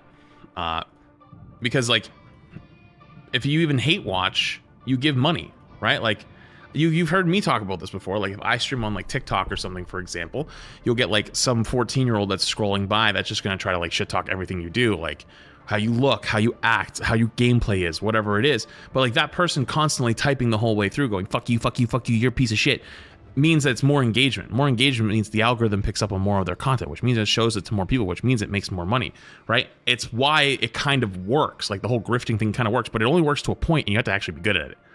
And then if you're not, you just, it just goes off a cliff, and you kind of just have to keep chasing, like, smaller pockets. But I mean, it is what it is. It's just really fucking sad. But at least this way, you know, you can kind of look back through and just, like, watch the gameplay itself and just be like, it ain't that good. You know, to publicly go out and start shit like that over that is just crazy. And I've had bad times, right? I've had times where I flame someone or I say someone's shit or whatever. It's like that, but it's different than starting a whole fucking campaign against them just because of one bad game where, hell, you didn't even fucking play very well, you know? That's fucking crazy talk. Anyways, oh, I forgot I had alerts muted from earlier when we were watching TikToks. Bad thing the Prime, Cat Bun thing the Prime, Socks thing the Prime, Breck thing the Tier 1, Polar Bear thing the Prime, Bushy thing the Prime, Boomer thing in 13 months. I think I got the rest of them, but if I didn't, my bad. It is what it is, chat. It is what it is. We live in an attention-based economy, so that's a good way they get attention. But the thing is, though, is you trade the short-term burst for long-term sustainability. Long-term sustainability in Rivals is probably out the window, unless it just stays with that the entire time. But that's okay, because it sounds like they'll just go to the next place and do the same thing again. So It is what it is. You know, it is what it is. What's up, Hayden? He just insulted you on his stream? Brother, I could not care less. There's a reason why I'm not watching him and he's watching me. Because I'm the known person in this scenario. I'm the person with a following, with a reputation. And that a lot of people trust. Nobody fucking knows this guy outside of saying some absolute ridiculous shit just to get people's attention on the internet. That's it. That's it. It's GG at that point. You know? That's it. GG's. Alright. You guys ready for Arc Raiders? Let's play some Arc Raiders. Almost a whole year. Wow.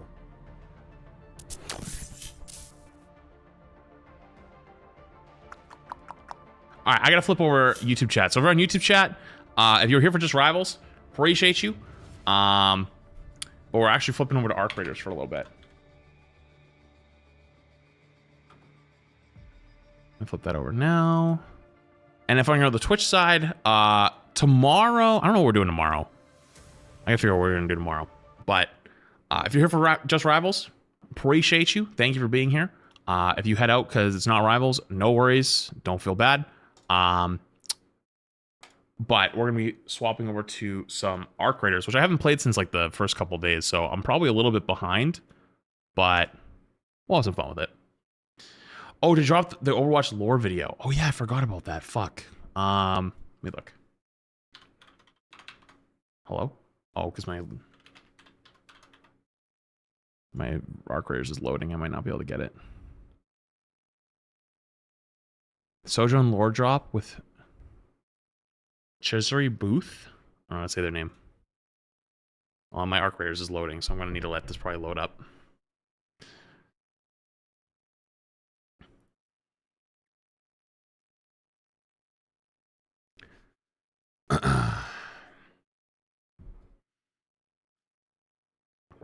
By the way, Witchy Lana, 52 months. Long ass time. Appreciate you, appreciate you. Put this on. We made it. Another month added. Flatch. Thank you for always bringing. Zal, I think it's 17 months. Appreciate you, appreciate you. Cool. All right, let me see if I can just turn off audio real quick. Let's watch the Overwatch thing really quick. I forgot about that. Shall we? Okay. So this dropped earlier, a couple hours ago. Sojourn lore drop. They're dropping lore a little left and right all of a sudden. My theory of maybe they're going to be bringing back cinematics, I feel like it's getting more and more true. Actually, uniquely, there was a random Twitter post I saw from someone that got rehired at Blizzard, and they were like a cinematic animator. They were like, "Oh, I'm happy to be rehired by Blizzard for being an animator on the Overwatch team." And people were like, interesting. Noticing. All right, ready? Let's roll. As IJC Central Command is aware, Overwatch has supported missions to repel Null Sector forces in Paris, Busan, Rio, and several other fronts. These attacks targeted cities with a high population of Omnics. Look at the description. They specifically talked about the Season 20 start date. What? Voice actor behind Sojourn, the new lore drop, Atlas News reports. Overwatch responds to the Null Sector's threat. After months of chaos, Null Sector has retreated. As Sojourn debriefs the International Justice Commission on Overwatch's final battle in Buenos Aires, she faces tough questions about the actions her agents took and what this means for the future of Overwatch. Play Overwatch 2 Season 20, available December 9th. Wherein millions were Interesting. Why is that? Do they normally do that? Seemingly rendered Omnics unresponsive. The majority of these subjugated Omnics were abducted by Null Sector throughout the invasion, but a small percentage were recovered by Overwatch and ally militaries. Efforts by former Overwatch agent Torbjorn Lindholm to understand the function of these devices and how to safely remove them are ongoing. Wait, what? 2 days ago, at 0620 hours local time, a strike team was dispatched to Buenos Aires to investigate reports of a new warfront opening. At 12:35 hours, all remaining null sector units entered a state that Agent Brigitte Lindholm described as Sentinel configuration. Null sector abruptly ceased all offensive maneuvers, formed a tight perimeter around their command ship, and began loading the remaining subjugated Omnics onto the ship. Further reports confirmed that all 37 global holding facilities for rescued subjugated Omnics were being breached and raided. Does Overwatch have any theories as to why Null Sector's units would suddenly act this way? So they're talking about saving all the people? I guess this is after the PvE missions. The Sentinel configuration was designed to stop Overwatch forces from interfering with Null Sector's retreat. Null troopers were observed carrying subjugated civilian Omnics onto their command ships. Unfortunately, all attempts to breach these defenses proved beyond Overwatch's current capabilities. Designed to stop Overwatch forces. You seem very confident in that conclusion. Do you have definitive proof? Overwatch agents discovered that a signal was being broadcast to warbots across all active fronts. With the aid of Ify Oladele, a newly recruited robotics specialist, this modified omnicode was recorded, transcribed, and translated. Miss Oladele's translation revealed a series of commands that altered Null Sector warbot programming, culminating in the abduction of subjugated Omnics, followed by a mass retreat. However, by the time we had enough information to respond, all units exited Sentinel configuration and began to retreat with the subjugated Omnics. So you're saying Overwatch was not strong enough to stop Null Sector? That's not my assessment. Null Sector's actions targeted and devastated populations across the globe. Can I just say they did a really good job of doing like media, because like it looks like in a lot of these media is trying to make you look bad and be like, oh, so you're saying you're not good enough, right? So it's like sets them up to put them in a really bad spot to get that juicy answer. No organization could have anticipated and countered this. Although I feel like that doesn't happen anymore. Retreat with 100% effectiveness. At least in real life. The invasion was a calculated maneuver intended to exhaust our resources. Overwatch agents did their best in difficult circumstances, and it is thanks to their efforts that we have any intelligence to share today. I can't emphasize enough Ms. Oladele's contributions. Without her expertise, the Omnicode broadcast and its contents may have remained unknown to our agents and the world at large. Noted. Did Overwatch attempt to pursue the command ships to their destination? Overwatch dispatched all our available pilots in pursuit of command ships, but our pilots were intercepted by aerial warbots. Though our agents were ultimately successful in eliminating these units. Wait, who are the Overwatch pilots? Lost visual on the retreating ships. Wait, yo, Modest thing, we get subbed to Peyton. Wait, what happened to... Wait, Peyton, didn't you resub the other day? What the fuck happened? Does Overwatch have any leads as to where they might have gone? Not at this time. We believe Null Sector utilized cloaking devices which interfered with satellite surveillance systems. Our agents are currently attempting to recover this corrupted satellite data and determine where the command ships may have fled. It's unclear what Null Sector's intentions are or what this means for the invasion. Thank you, Commander Chase. Do you have any further remarks before we conclude this briefing? Though Null Sector caused no further damage or casualties to the occupied territories, they successfully absconded with 99.2% of all previously subjugated Omnics. In the wake of this attack, I want to take a moment to recognize what a tremendous loss this is for the global Omnic community. I would encourage the IJC and world governments to extend all available resources to support their Omnic citizens. To better prepare the world against further threats from Null Sector, Overwatch will share our complete findings with the IJC. Thank you. Sojourn, is Overwatch disbanding now that Null Sector has retreated? Under the IJC's directive, Overwatch is currently on standby. It was your testimony during the Petrus Act hearings that led to Overwatch being shut down. Yet you now sit in a role as acting commander. Will you order Overwatch to disband again if the IJC demands it? The Overwatch agents who responded to the Null Sector invasion did so out of a desire to do what was right when they were needed. I stepped into this role for the same reason. When the IJC determines the world is safe, I won't be needed any longer. I'll heed the order knowing I've done my part. The story continues in Overwatch 2. See you there. Am I crazy for thinking they're trying to wrap the story? Like they're trying to wrap the null sector stuff? Because like real talk, nobody gave a fuck about the null sector thing. Like it was like, that was like their own like thing that they kind of made up. But honestly, people cared more about like Widow and Talon, more about like Doomfist, right? Ramatra like is cool, right? Ramatra's really cool, but like not null sector. Ramatra's cool, but like null sector's like kind of like, whatever. Overwatch 3, no, I don't think it's Overwatch 3, but I mean, to be fair, their story's like really muddied right now because like multiple teams like took over, and like between Overwatch 1 and Overwatch 2 is a lot of things that kind of like got changed. So I wonder if they're trying to wrap the story up and kind of like, you know, finish things like almost like what we should have seen for all the PvE missions that they canceled. Wrap those up and then transition into a new story. Maybe. Who knows? But hey, look cool. I'm glad they're doing more of these. I still want the big cinematics back, but I'm starting to have a little more hope that that's actually what they're kind of building up to. At least that's what it seems to be. All right, let me load back in here. Also, did I forget to hit... Why did it not change over? Wait, my rivals didn't change over. What the fuck? I tried to change into Arc Raiders, but...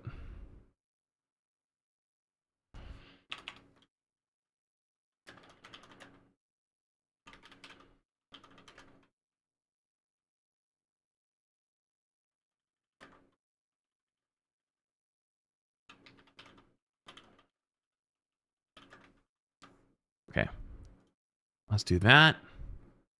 Did my YouTube one change over? I don't know if it did. All right, you know what? Actually, real quick, YouTube, because I know YouTube's been weird recently, and honestly, I've been finding more success like restarting the stream. Yo, if you're on the YouTube side, I'm actually going to end you guys for like 2 minutes, and I'm going to restart the stream with Arc Raiders, just so like the thing doesn't get confused. Oh God, what was the master volume at? Was it 100? I think it was. So if you're on YouTube, stream's gonna go down for 2 minutes and then it's gonna come back up.